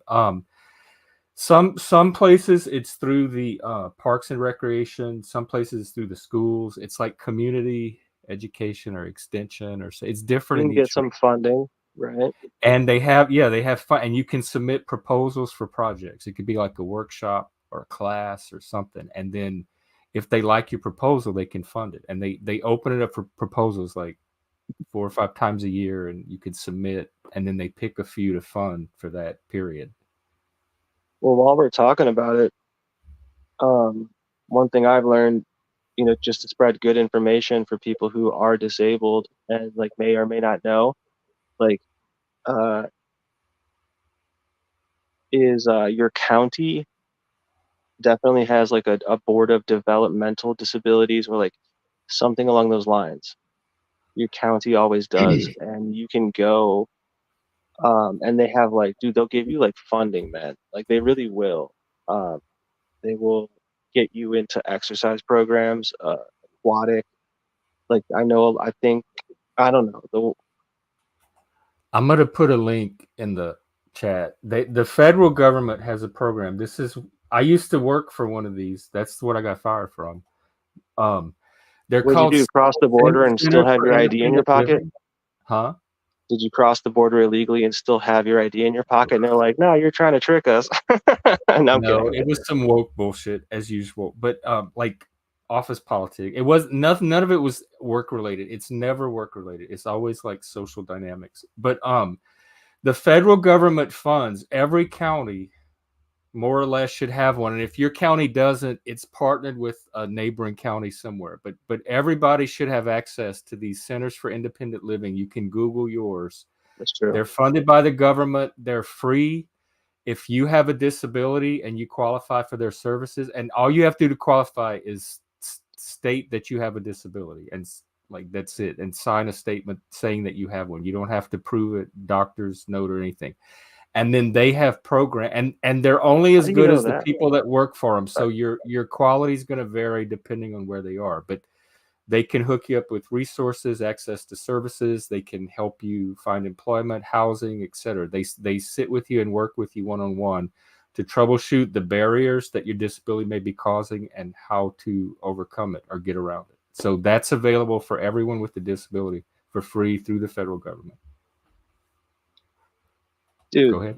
that's crazy. That's like exactly kind of what I was asking you to talk about, because I've always heard like people can actually get assistance in different ways. I've never. There's also like each community, especially the larger cities, have social services departments, and that's where people get like the EBT or what used to be food stamps, sometimes housing, sometimes emergency shelter, cash assistance, etc. So sometimes there's these community offices where you can go and they give you the actual resources. And this federal disability center gives you more like assistance from other people with disability, like peer support and assistance to help you. I think it's a good idea. That combination is a good starting point for anybody that's struggling right now. Yeah, there really is like assistance, I think, really for real. Like I've always heard of it, and knowing some handicapped people, like I've seen them get, there's different forms, like you said. It's kind of more so like just getting out there, getting to see these people. That's why I don't get, this online thing as much, because like it is cool to get out information, and it is definitely valuable in that way. But in the end, it's only what people receive. I think it can be one component, because support is usually multifaceted. But what I've seen it provide here is kind of that third place. It's a place for people to come, be themselves, socialize, connect. Yeah, but they don't be themselves. And all of that has an effect on people's mental health too. So just having this I space, know they don't be meet themselves, your peers. dude. Name someone being themselves, man. Well, I'm more or less myself. My boss was on here one time, and she said, "I know him in Your person. boss? He acts the same way in person that he acts on this stream. I'm here to tell you." Oh, dude. Yeah, I wouldn't talk like how I talk with the bosses I don't that I used to have. Like what you see is what you. I've always. They would think I was crazy. That's They'd why be I was like, such a problem child, because this is how I act. You either take it or leave it. If it's a problem, I don't know what I'm supposed to do about it. Dude, I used to never talk to my bosses, because like I just felt like anytime I talked to them, it was a chance that I would lose like a raise or something. I would just like kind of just like shake my head, and like if they'd have to force me to talk, and like they'd always force me to kind of like make fun of someone. Wait, where was this? It's just like egoic metal workers. I don't know what else to tell you. Like, I mean, they're cool. I'm not trying to hate on it. Like, lessons are lessons are lessons on lessons. Cynthia, I'm getting hungry. What are you cooking up? Oh, she's on mute. I'm making a brown butter pasta with some grilled chicken, and I'm going to shred up some Romano cheese and mix it in with the pasta. It's my first time trying brown butter pasta. I'm excited to watch. Y'all know I geek out on this stuff. Just anything real life. So I did the video earlier for you. I'm washing the dishes. I saw it. And so I need to get better at what I'm filming, but I was going to do the cooking. But right now I'm prepping everything. I need to get the chicken seasoned. My grandmother gave me her Tupperware seasoner a long time ago. Like it has these ridges, and you season the chicken, and then you can flip it over. So I'm going to season this for about 30 minutes while I shred up all the cheese and melt the butter and everything. Okay. But I just came up because y'all were having conversations and stuff, and I thought, I'll just come up and cook and listen. Yeah, we were talking about neurodivergence and autism and how to help people. We talked about love. We talked about the panelverse, and like what we kind of like see in it, or what we kind of look to get out of it, that sort of thing too. That was pretty dope. Yeah, what are you here for? What brings you to the panelverse? Me? Yeah.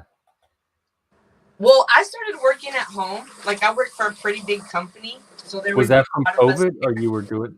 Mm-hmm. So then I started working from home, and I didn't have anybody to talk to. So that's when I started coming to panels and meeting people.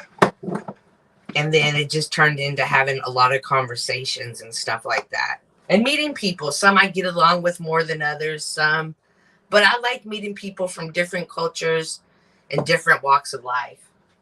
And I didn't meet so many Canadians before the panel. Oh, me too. I've never had more Canadians in my life than when I started Zooming. And I don't know how I could have met them without the internet. Me too. I love it. I can't look back. Sure. Now I can imagine going back to before not being able to do this. Let me recap real quick for Cynthia. My answer to what I came here for basically was that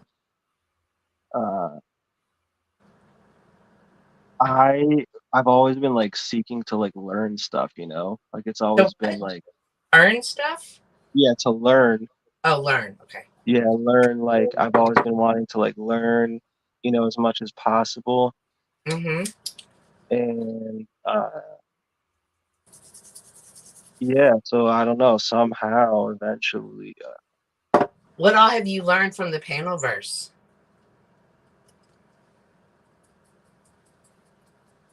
That there's a lack of direct communication, or that there's a lack of well, I can't really judge it. Okay, I don't want to judge it, but what have I learned?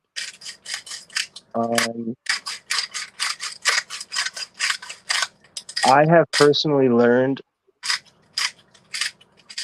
different ways of communicating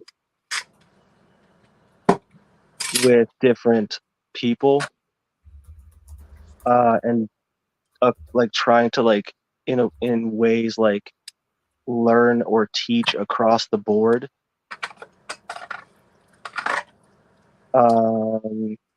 I've also been kind of semi-practicing stand-up comedy. Not really stand-up or anything, but just like I've been just trying to be like, when you're funny, it's on purpose. huh? You're always making me laugh, but I never can tell. Oh, dude, I have to try so hard to make that shit happen. I have to try so hard to make something funny sometimes. You're like, it's like stealth comedy. I didn't even know you were doing it. But so I've learned different ways of communicating with different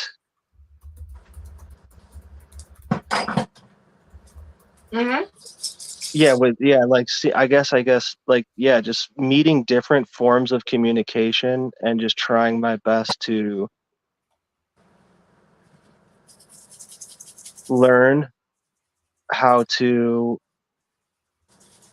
navigate it, understand it, and like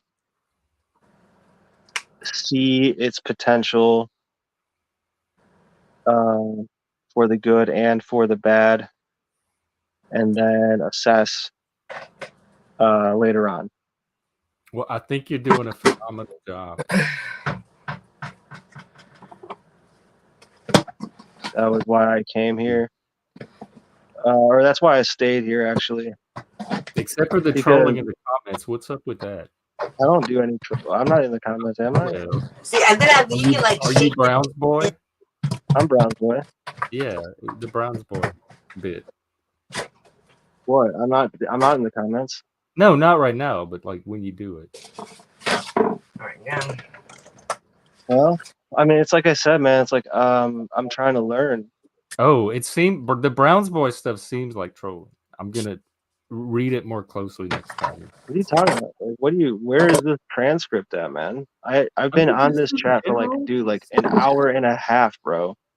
I haven't said one thing in the chat. There's no, I'm not talking about now. I'm just talking about in general. Okay, so if you really want me to tell you, yeah, the reason why I do it is so that when I'm up on panel, you'd rather have me up on panel than talking shit in the chat. Mind blown. So you just hop on panel. You don't need a gimmick to get on. Or yeah, but how am I going to good cop, bad cop you from one position? It's impossible. I hope you don't feel like you have to do that with me. Like you're welcome to hop on here. I think you make valuable contributions. But I can see on other shows I'm trying to. You have to do the Browns boy. I'm trying to. Thank you, dude. I appreciate that it's being somewhat understood. Don't worry, Frank. I didn't mistake that you liked me. You want the granny curtain shirts? I think he is. I am the Tao. I think that's who I think he is.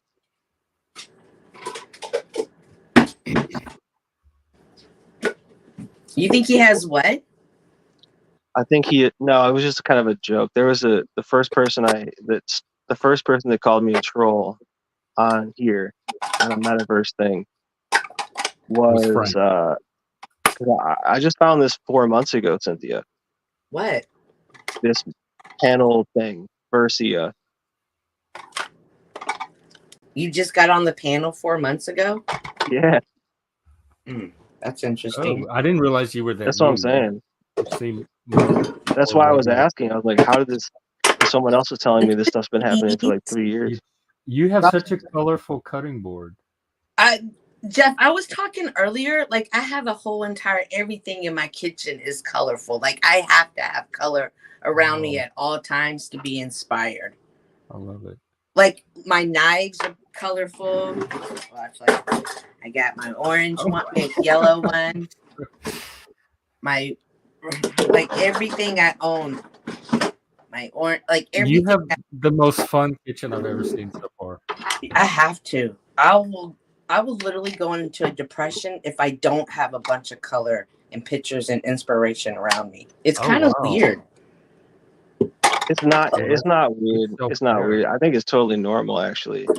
And those things are I want to say they're underappreciated a lot of times, but like really, like when people look back at that kind of stuff, like they really do appreciate, like, oh, like I wish that shit was still put up, or I wish that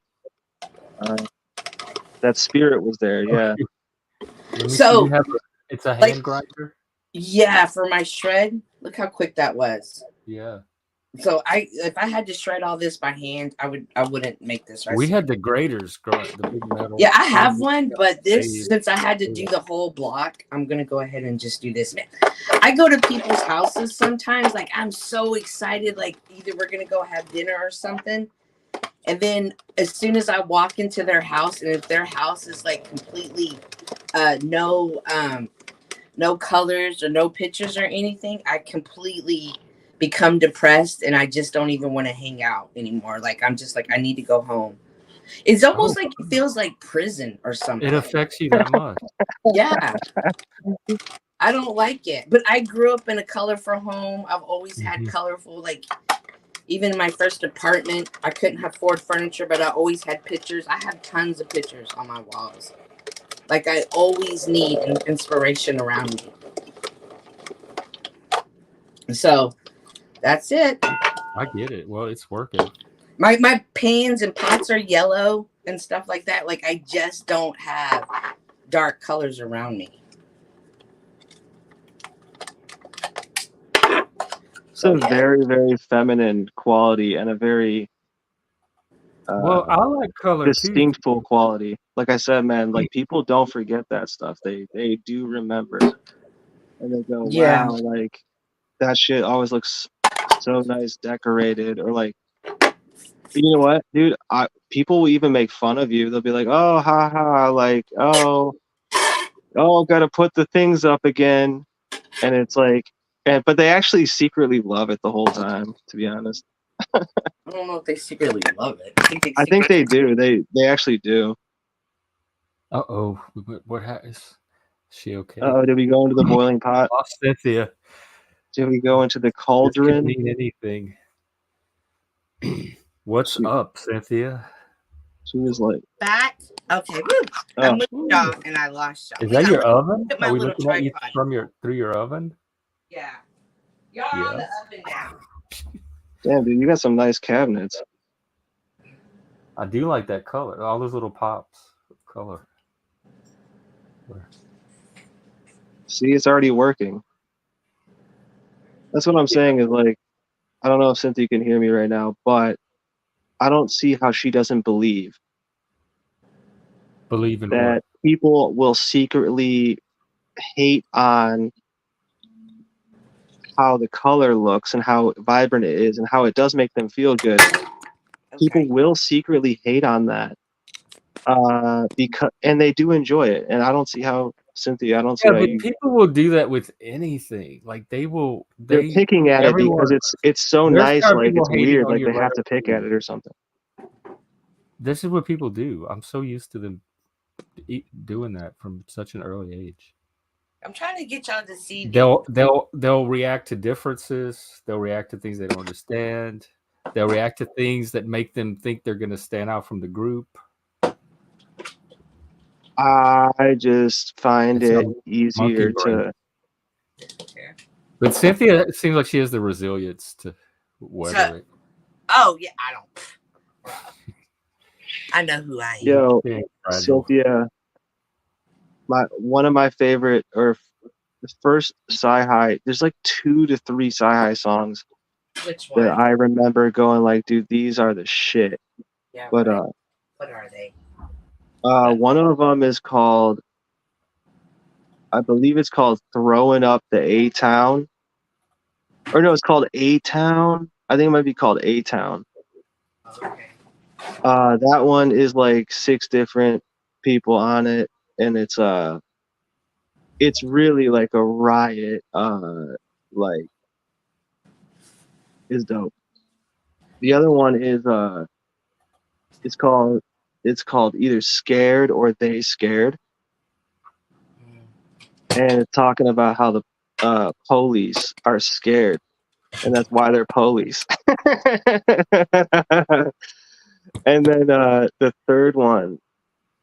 All right, so this is the first time I've ever made brown butter. Have y'all ever made brown butter before? I've never made any kind of butter. We had like homemade butter growing up with the churn. So listen, I have these. I never made it, and they don't have a handle. No. It's a portable handle that you just move from pan to pan. Do you like holy shit? Yeah. You take regular butter and you char it a little bit. Is that how it gets brown? Yeah, we're about to do it together. We're definitely about to do it together. This is I don't know if this is the good pan because it looks brown. So I'm hoping I'll still be able to see the butter turning brown. So we're about to find out. What do you think about cast iron? I'm not trying to hate, but what do you think? I'm talking about, because I'm a dude. I don't really know much about. Okay. So what do you think? This every single day. I'm going to put the chicken in here, oh or my God. I'm so behind. Griddle. I have the griddle, the whole entire. I'll be right back. I want to see this. So behind, dude. Okay, I need to go put my hair up like praline. How much is a good one?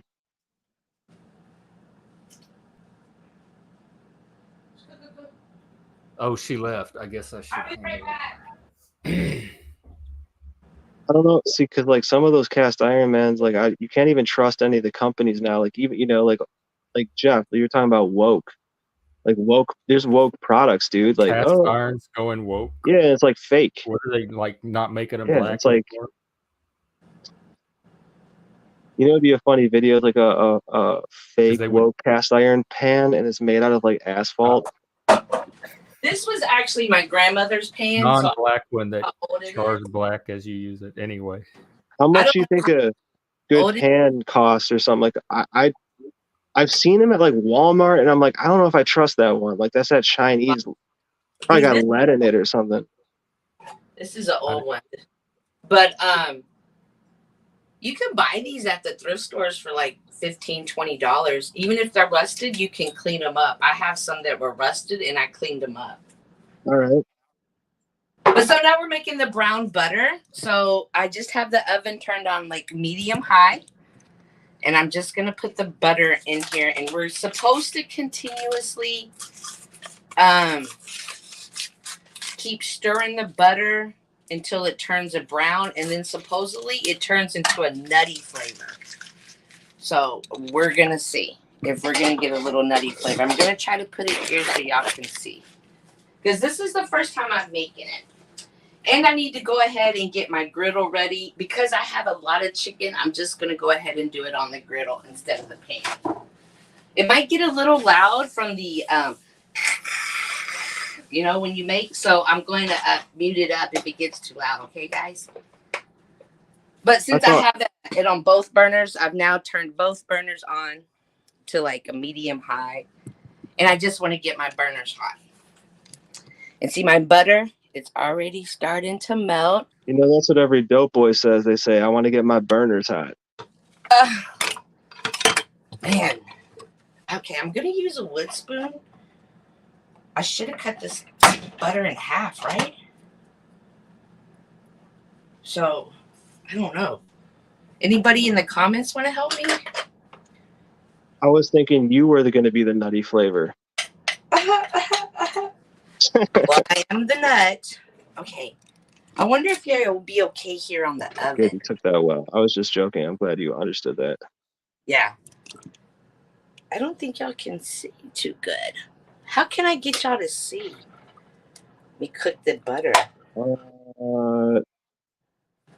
Well, we know what butter looks like melted, so probably where you had it. You're right. Maybe I'll just do the finished product. That's fine. That's fine. You're right. Good job. Oh, what happened?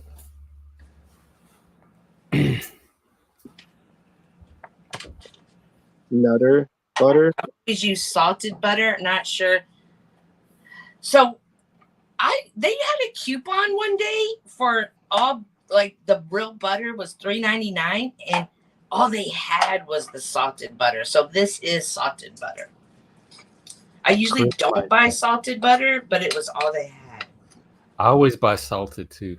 That unsalted. Do you? Yo, one time my great grandmother went off at this like Red Lobster place, and she was like, she's 100% Polish.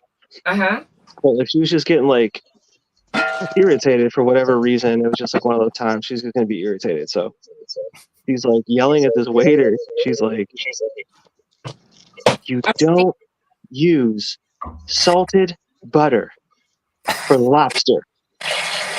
For what? I don't know. She just kept like repeating like how she didn't like that the butter was salted and like it was his fault. And he was like, "No, I went back and I got you unsalted." But she's like, "It's still salted." We're like, "Grandma, you're being insulting." Okay. I can't wait to look different. You're being salty today, Grandma. No, we were like egging her on. They were like, "Dude, yeah, no, like honestly, bro, like maybe the butter's still salt." Like I was talking shit to the waiter on the side, like, "Yeah, dude, don't fuck around. Get the unsalted shit." Are you at your house? Me? No. Yeah. All right, man. Hey, I gotta run, but I think we did to actually talk about a lot of interesting. Yeah, it was very enjoyable. Shit. I'm glad you stopped by. Have a good weekend. Later. Take care. Yeah. So we're doing a cooking. We're doing today. a cooking show, or Cynthia is. All right, so the butter's melting quickly. He's making brown butter. Have you made brown butter before? I have had brown butter before. This is my first time. So we'll see. Difficult. They say you keep stirring it. Keep stirring it. Right, all the butter has now been melted. Low heat. Okay. Ooh. Good thing you said that. Okay. Yeah, all the butter has been melted now. I'm excited. Butter. I'll just keep whisking it. Oh yeah. So it's turning like a golden color, kind of, sort of. Looks lemon yellow. I don't like that hitting that pot, so I'm going to use this one. And I need to get this ready. Looks like butter pudding. That would be good. Do y'all cook a lot, Jeff, Chris? I do, but I used to more than I do now. But what do you consider cooking? Doing too much, but I like to cook, though. I enjoy it. It's relaxing. When you I don't like to do it when I'm at work. Like, because I work from home, so on my work days, I don't cook big meals, but when I'm off, I try to.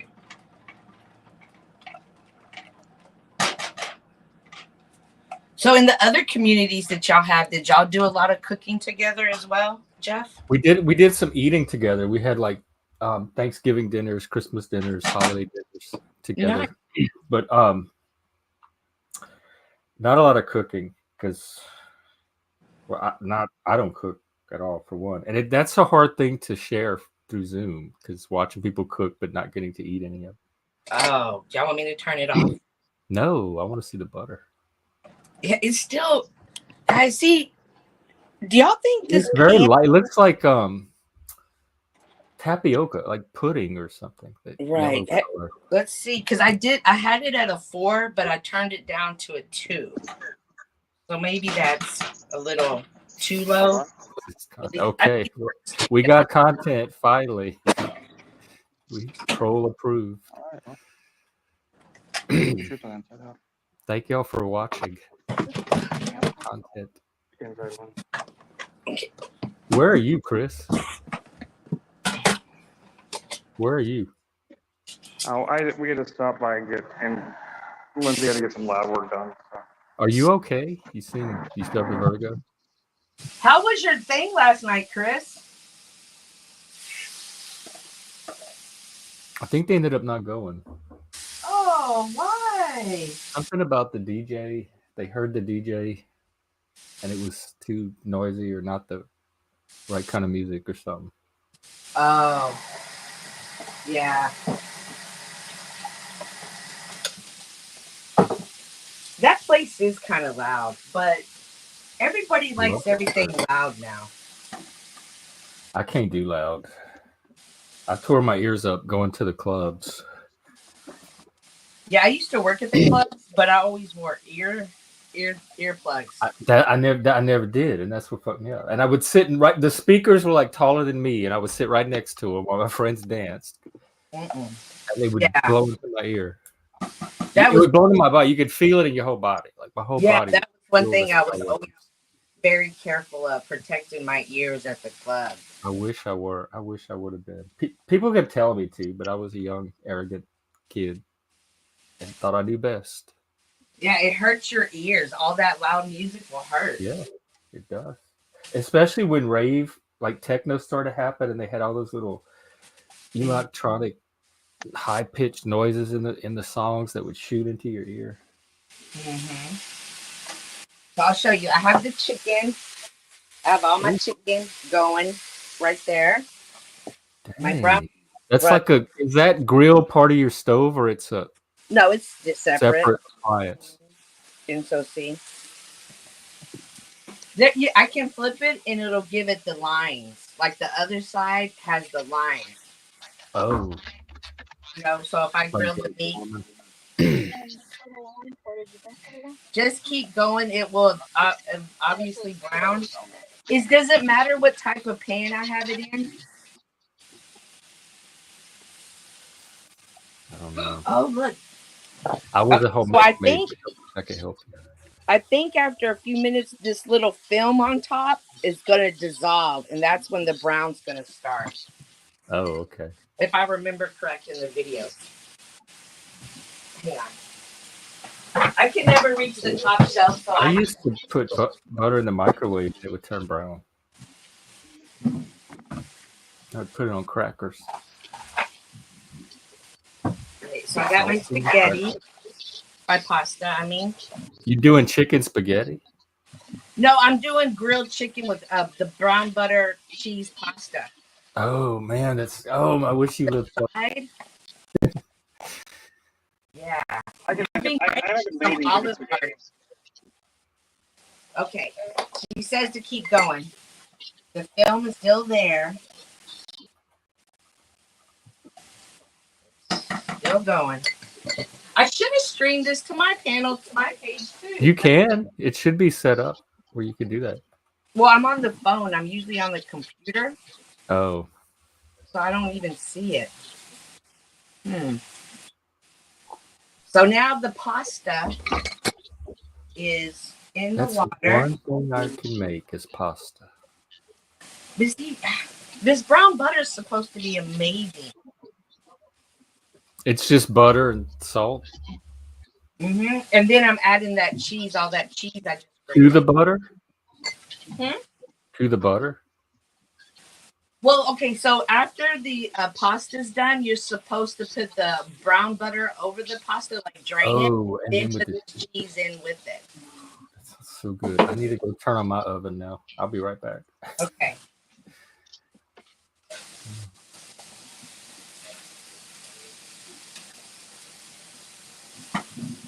Yeah. I'm not really a fan. I wish I could stream this to my channel. Let's see. Stream to your audience. Heck yeah. Oh no. I have to do a login or something. I'm not on the computer. Log. Oh, people at this gas station.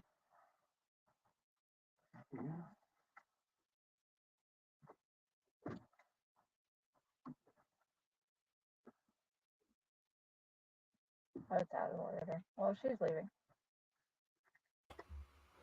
Anyway, what's up, guys? Oh, we lost her.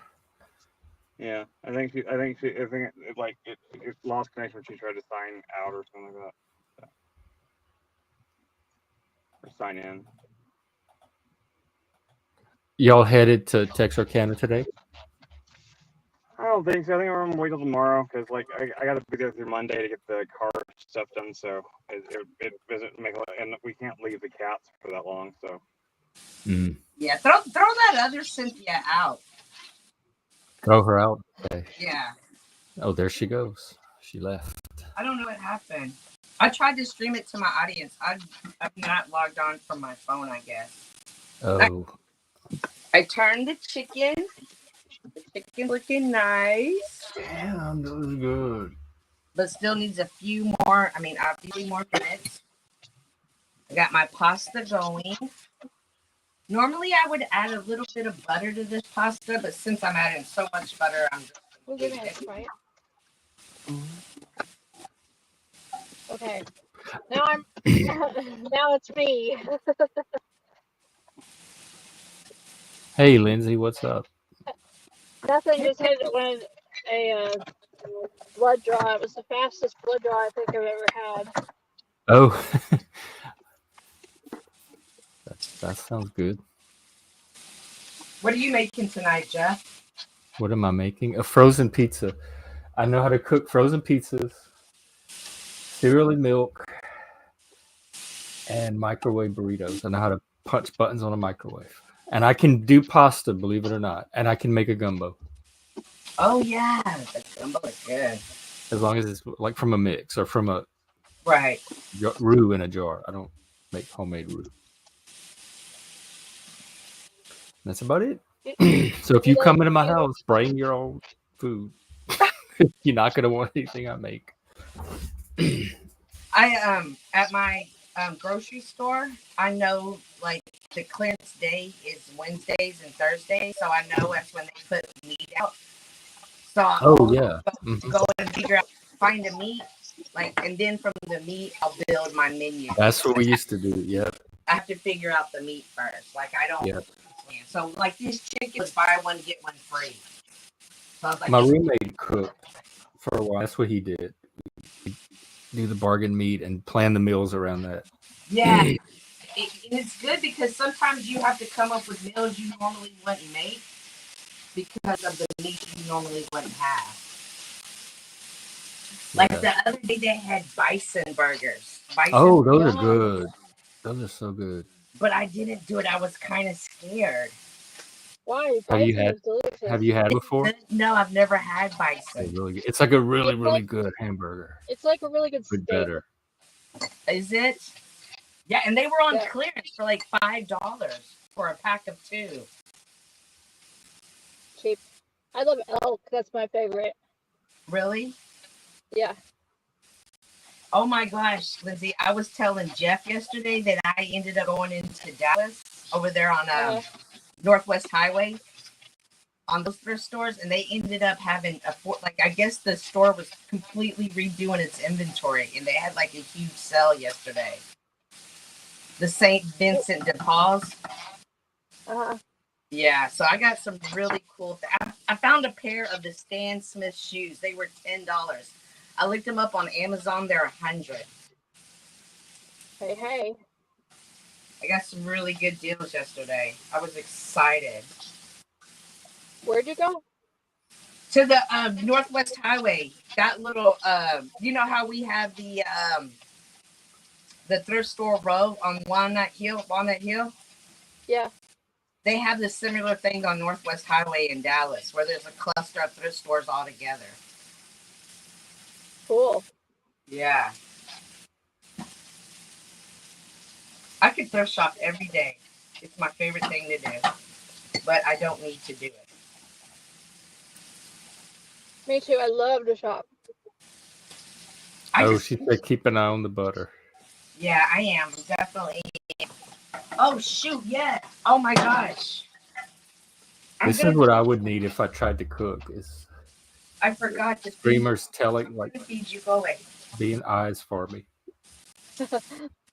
Some like ratatouille shit. Yeah. Oh, you thrifted today? I have a fashion consultant. He's I'll cook for you. He lived in Paris for a while, and he makes clothing, and he's in that industry, and he gives me all my fashion tips and advice. And he said, when you're putting together a wardrobe, shop at the thrift stores first. Don't waste your money on real clothes or label brands, and until you get your look and your style down and you know what you're looking for. But thrift stores are a great way to do that. Yeah.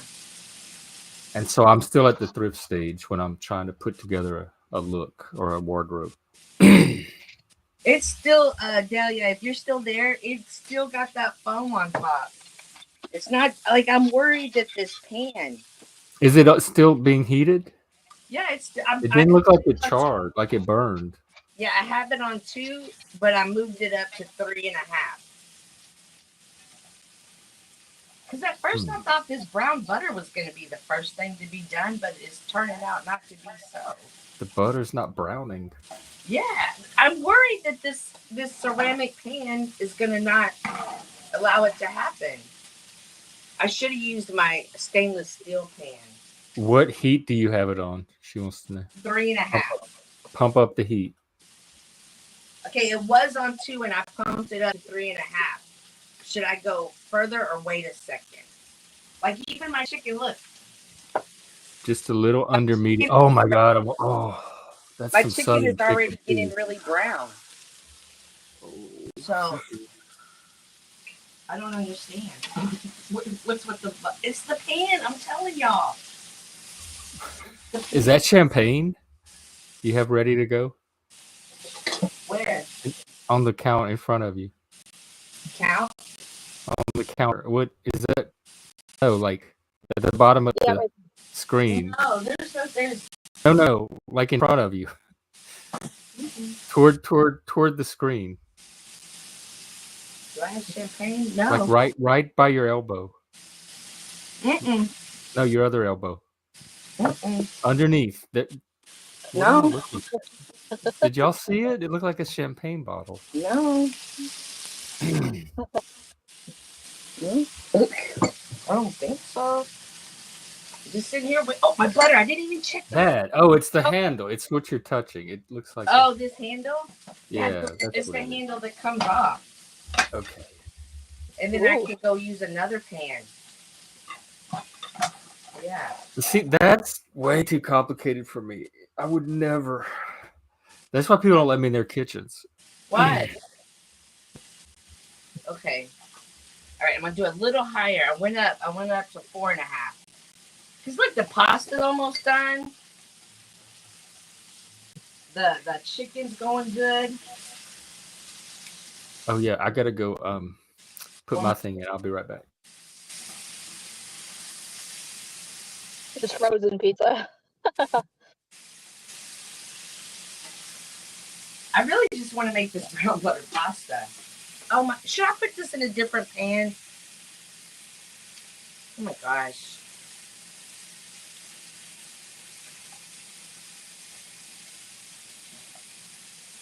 Oh my gosh! All right, we're going up, guys. We're going up on this heat. So y'all didn't like the music last night at the event? Yeah. Oh, Chris made that. The music. He did? Yeah. All right. She says, show it to the camera. Like, do you think I should move it? Look. Can y'all see? Like, this film isn't leaving.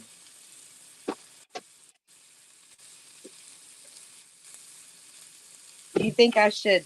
But I moved it up to 5.5 now.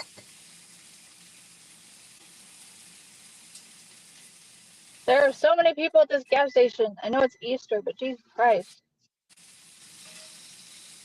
Oh yeah, it's Good Friday. Yeah, Good Friday.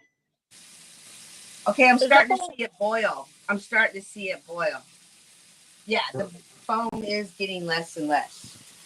You Absolutely. get it there. Okay, I love that we have these brown butter experts in the audience. I'm glad y'all are here This because is true community messed it cooking. up. Yeah, the pasta's ready. Oh, look, guys, I see it now. Can y'all see the color? Yeah, look at that.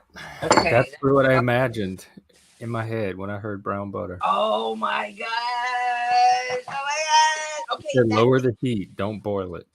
Okay. I turned it down now. So the thing is coming out. The film is leaving. Okay, I'm gonna keep an eye on it now because now I think it's gonna move pretty quick, right? Yes, hopefully. Chris is an amazing cook. Chris, you're an amazing cook. He's not in the car. He's getting me his Sprite. Yeah, no, we got those prepared meal things from like Hello Yeah. or whatever. And like we were telling Jeff about it because it tells you like what you're doing and it's all portioned out so you can't really screw it up. Right. Mm-hmm. And he learned to cook that way. But you need equipment, right? It's not just stick it in the microwave. Hey, Lib. Oh, you have to like know how to use a pan or a wok or stir. I think you're smart enough to figure that out. I took home ec in high school, but they put me with the black girls and they did all the cooking, and I just like handed it things. Okay. We had a blast. It was a lot of fun, but I did not actually learn anything because they tended to eclipse. So I should take it off. Like, look how brown it is, Jeff. You see? Okay. Is that the takeoff? Is this the take it off? Okay, it's off. All right. Oh my gosh. Okay. I feel like we're actually being educational today. This is so good. Okay, so definitely a brown butter, right? Okay. Take it off. Red alert. It's off. It's definitely off. Okay. Okay, so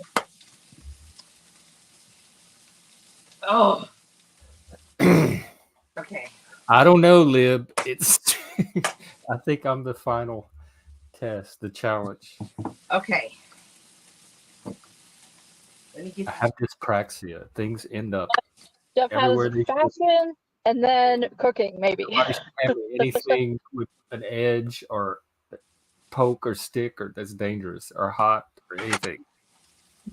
Okay. So is it nutty and caramely? Yeah. So this is it. Can y'all see? Brown butter. Okay, so what I think I'm gonna do is I'm just gonna scoop the pasta out, or should I drain it? I would put it. Maybe I don't know. I would. Drizzle the butter on the pasta because you have more control over how much. Okay, then I need to drain, but I want to save some of this pasta water just in case. I'll put it in here. Just in case I need some. How do you that bacon is one thing I could do, but they had these growing up. They had this like plastic tray you could put in the microwave with paper towel that you cook your bacon for you. See, I don't have a microwave. Oh, you don't have a microwave? How do you cook? How do you survive? Oh my god! I cook, and if I have to warm it up in the oven. I'm in awe. And then I have these special plates that they're metal. Drizzle, and then you just put them in the oven and warm your food up on that, and then they go into a little plastic thing. Okay, I saved some pasta water in case I need to add it. but we're gonna drain the pasta now. Oh my gosh, where's my drainer? I think I washed it.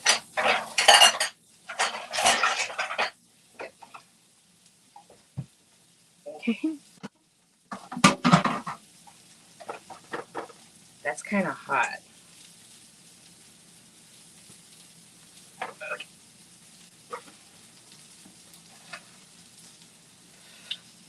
Woo! I didn't expect this exciting of a Friday. I'm loving this. Glad you're excited. This chicken, I have the chicken all the way turned Yes. down low. You can use a toaster oven, that's true. Or you can Air fryer. I always used to cook on the iron in the dorm because you couldn't have any The chicken is all done. Let me see that chicken. Oh my god. And you're putting the butter is the sauce that goes over it all? Okay, so so hang on. I bet that would make a good piccata. All right, so I'm putting the pasta back in the pasta bowl, whatever. Plan. Okay, Delia, I'm counting on you. Should I just pour the butter over this at this moment, or should I add the cheese? Because remember, She said drizzle. Remember I have this. Unless you drizzle it over the pasta and cheese. So should she put the cheese first and then drizzle?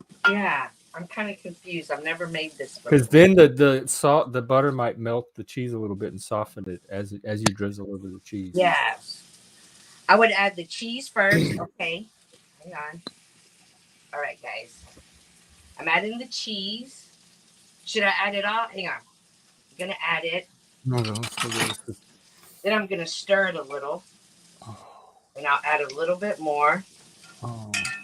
And then I'm going to stir it a little bit more. Okay, all the cheese is officially gone in.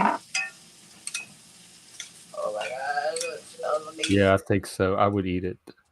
So I went to Whole Foods and I told them what I wanted, and they gave me cheese suggestions. So I didn't just pick this cheese out. Somebody from Whole Foods picked it out for me. What did they tell you? Have you ever been to Central Market? No, I need to go there. I love Central Market. It's like the Disneyland of food. Yeah, okay. Oh, this cheese melted. Okay. Listen, I'm a cheese fanatic. I want every piece of this expensive. Me too. Okay. I'm gonna just pour slowly. Guys, what do y'all think? She said drizzle, I guess. Yeah. Like pour a little bit and stir or see what you think. Okay. Man, this is still hot. Are you saving some for the chicken? No, I don't know if I'm gonna dice up the chicken and put it in here. Should I dice it or eat the chicken on the side separate? I don't know. I wouldn't have the patience to dice. I would be teared into it personally. Oh You could probably pull off dicing. Yeah, I can.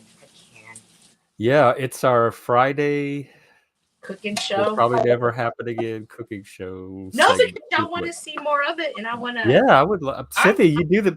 I never thought I'd be so entertained watching somebody miss their plans.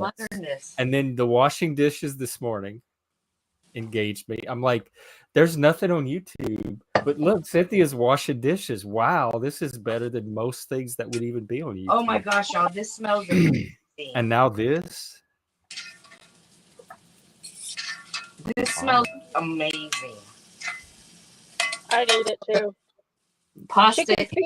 She can Jack feed me though. recommends keeping it on the side. So this pasta is definitely turning a little bit brown. This is the last. Oh, that's true. It's Easter this weekend. I forgot. I'm going to do an Easter stream. So if people have nothing to do for Easter or nowhere to go, you can come hang out all day like we did for Christmas and New Year's. You have to cook your own food, though, or talk someone into cooking it for you because technology is limited so far. Okay, guys. And you can show off your Easter your baskets. Did y'all get baskets as a kid, like full of candy and stuff? I did. Because that was the other outside of Santa, it was the Easter Bunny that brought the most stuff that you waited on as a kid. The Tooth Fairy, every now and then when you lost a tooth, you get. Okay, should I?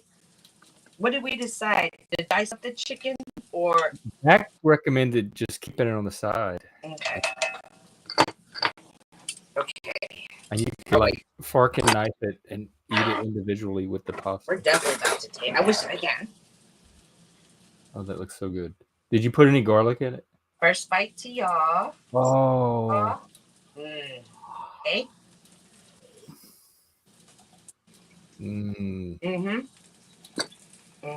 Oh, Lib still gets baskets from the Easter Mama.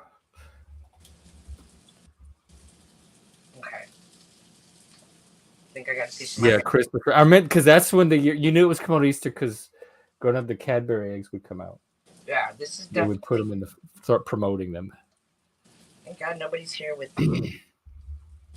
And I always liked the white chocolate bunnies better than the chocolate ones. And Yeah, I they don't. had their little candy eyeballs, which were gross. It was that hard sugar candy, so I never ate their eyeballs. Wait, sissy. My dog wants a piece. And they had the robin's eggs that we would color our lips with at school. Like we were wearing lipstick. They had the pastel blue and yellow and pink and that kind of stuff. We had every kind of fun with candy you can imagine. Kids. Pepper flakes are good if you like that. Okay, I do have those too. Where? Do you have a big spice selection, Jeff? Me? No, at all. But I have Wait, sissy. my friend went to what's it called? Salzburg, Germany. Salzburg. And brought me back this little jar of German pink salt from Salzburg, and this is what I use on as my salt. But I don't use a lot of seasoning because I don't cook, and all the food I cook is like frozen crap, so it already comes seasoned. But when I do season, it's very basic. It's like salt, maybe a little bit of pepper. The Cajuns use the Trinity. It's bell pepper, onion, and celery. Mm-hmm. So that's the basis of all of our actual cooking. If I did cook, this is good. Okay. It tastes good. I can feel it's giving good energy. Now, I'm gonna take a little piece of chicken and oh my gosh, woo! I got a red pepper flake. Seafood garlic fried rice. I love fried rice. I love garlic, raw garlic. Oh my God. When I do cook, I have garlic coming out of my pores for days. I use so much garlic. I gotta cut up this chicken. Oh my God, that was amazing. Woo! Yeah, you set a high bar for the rest of us. My frozen food is not going to taste nearly as good today. Cynthia, tell Chris about where that store was. Woo! Did you put pepper flakes? Yes. Chris, you know how to get to Northwest Highway by Bachman Lake? Yeah. The St. Vincent de Paul's and the Thrift Giant. You go up Harry Hines, there's another one too. And then I forget where that last one is. There's a last one around that spot too. But it's over there, right? Like as soon as you're at Bachman Lake, you're at the thrift store. The St. Vincent de Paul's, they're having a huge sale because they're cleaning out their store. So they're bringing in completely new inventory and they're trying to get rid of their old inventory. So I was telling your wife that I found some Stan Smith's Adidas. I paid, they were $12.91, but they were 25% off. And because of the color tag. And I ended up paying like $10. I went on Amazon and looked and they're $100 brand new. Yeah. So I'm definitely going to dice up this chicken because it mixed in with that pasta was amazing. So I'm rather than try to just do that, I'm just going to go ahead and dice it up and put it all in that pasta and kind of just make like a big pasta bowl. So when I warm it up later this week or weekend, I won't have to warm up two things. I can just put it all on one plate, I guess. But yeah, that. I'm sorry. Go ahead. No, have you ever tried cooking the spaghetti in chicken broth? No, I haven't tried that yet. Sorry. You should definitely try that. Some chives. I don't have any chives. Shrimp is good, but I don't like seafood at all. I don't Fish think cut into cubes. I don't think I could have made it if I love lived on a shrimp, but I don't coast. eat fish. I think I would have starved.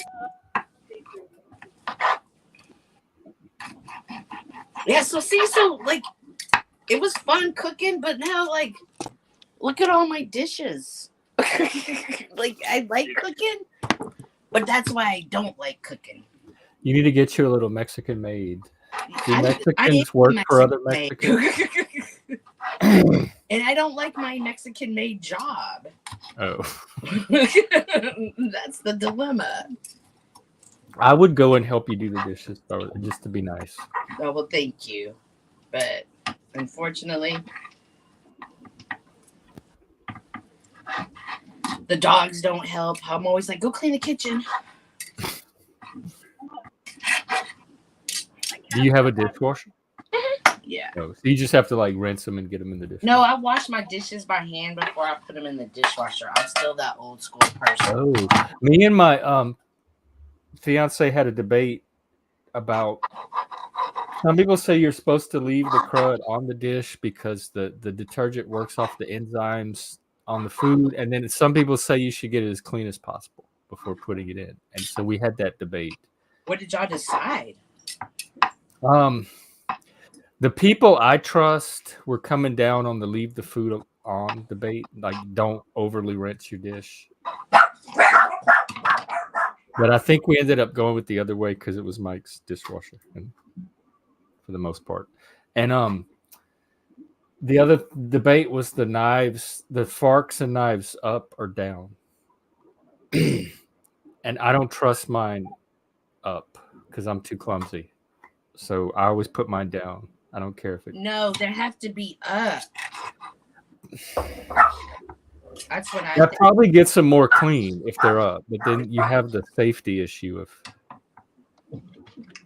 because we hear the urban legend of the lady that fell and on the knife. She was in the dishwasher and the knife was sticking up and it stabbed at her leg. Forks and knives up. I don't trust. I don't. Yeah, because I feel like the handle stuff, water runs down to the bottom. I mean, they've always come out clean enough for me either way. But I put mine down because I just have visions of me. If anyone's going to fall on them, it's going to be me. So It's going to be you. Sissy! For that reason.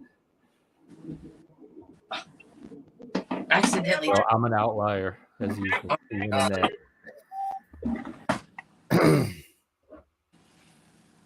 Yeah. Are y'all watching anything tonight on StreamYard? I mean, Frank and I, we have like 3 or 4 reality shows going. We have Big Brother Canada, Survivor New Zealand. We have an American Survivor we're watching with Chris. So we'll be watching one of those, I'm sure. I like watching the Survivors. They give me strategy techniques. Yeah, I learn a lot from them.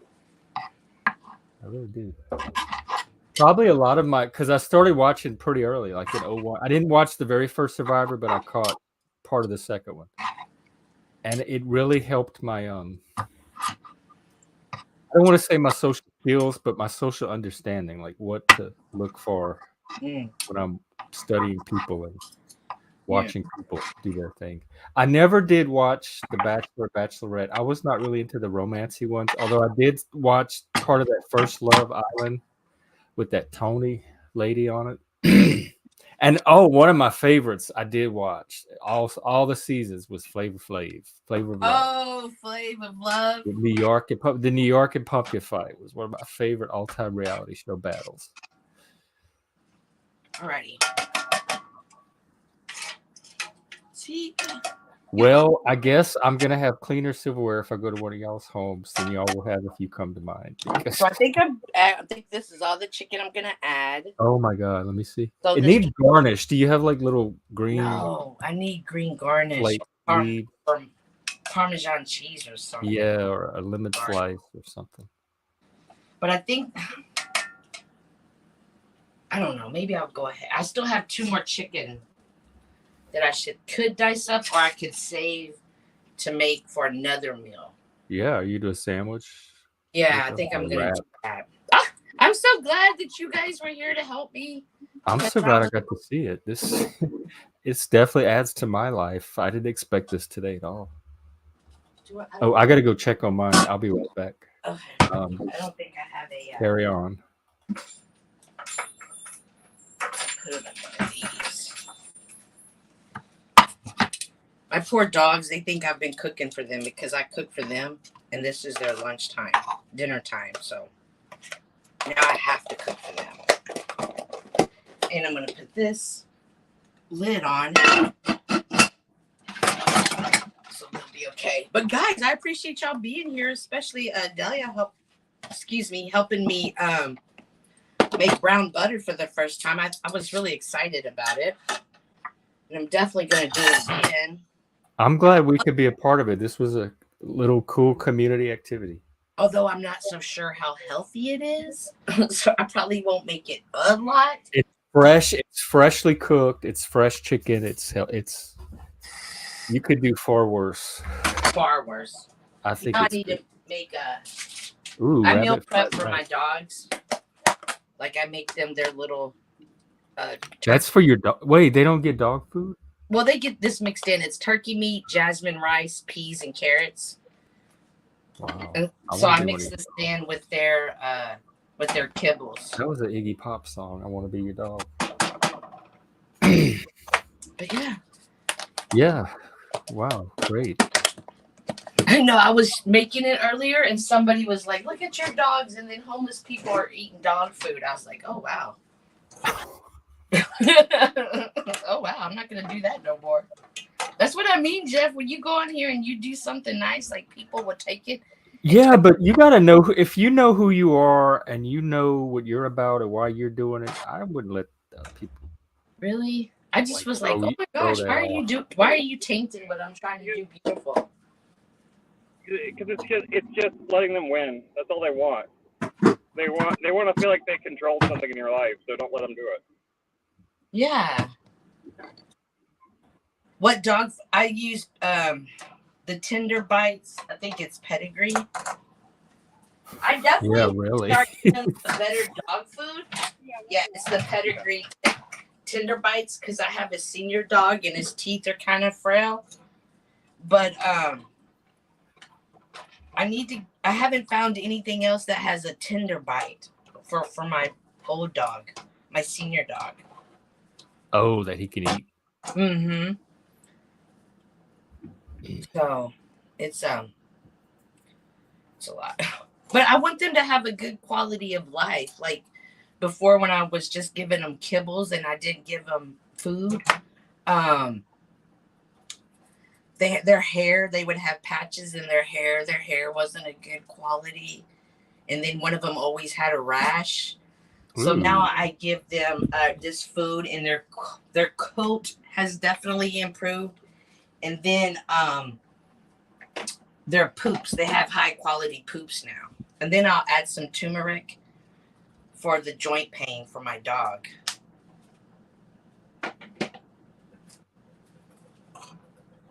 Sounds like your dogs eat better than a lot of people do. That's what But I mean, I take taking care of my dogs very, very serious. Like you're responsible for somebody else's life. So you have to give them good food. You have to make sure they're socialized, that they have they're challenged and stuff, like they have fun too. But yeah, I guess I'm gonna go ahead and feed the dogs and then I'm gonna eat dinner. Thank you for letting me come up and cook, Jeff. You definitely inspired the vlog this morning. I had to turn it off because of the music, but next time. Oh, was it copyright? Copyright. Mm-hmm. So I know next time to do better. Yeah, people, I guess they want to see I think people just want to see life. Like panel fighting is fun, but there's more to life than that. Yeah. So. We want to start showing that too. So I appreciate you. Chris, we got to still plan for our trip. I'll reach out to you soon. I gotta put a little money aside. Oh my gosh, I still have my things on. Oh my gosh, that's still on too. Oh wait. And so but we have to do that, and we'll bring more content if you like it, guys. It's okay, Frank. I'm here. We have plenty to keep you consoled. Okay. Yeah, Frank, you're number one. We'll go watch some more reality. But I'm gonna go ahead and feed the dogs. Y'all have a wonderful afternoon, and I'm sure I'll You see you. too. Thank you so much. Oh, this made my day. It really did. Bye. Thank you. I'm getting exactly the Pee Wee's Playhouse experience that I set out for when I started this thing. Even better. Pee Wee should only be so lucky to have some of the guests that I get.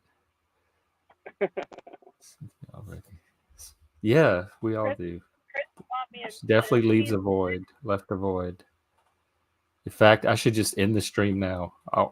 Otherwise, it's just what Chris driving around. That would dishonor the memory of Cynthia. I'm going back inside, but yeah, you can end the stream, man. Cool. Okay. All right, we'll do it again tomorrow. PF Young is streaming in the morning, I believe, and we'll be on at our usual time after that, 2 p.m. Central. See you there if you want to come. Oh, Lib, you got to wear a Bob Ross wig and have your boobs in. What is it? What do they call it?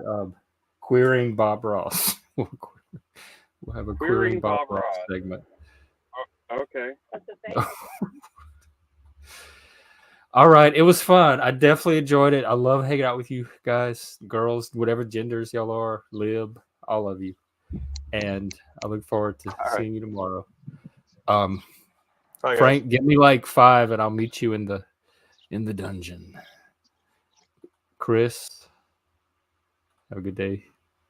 Everybody else, let me get the music going.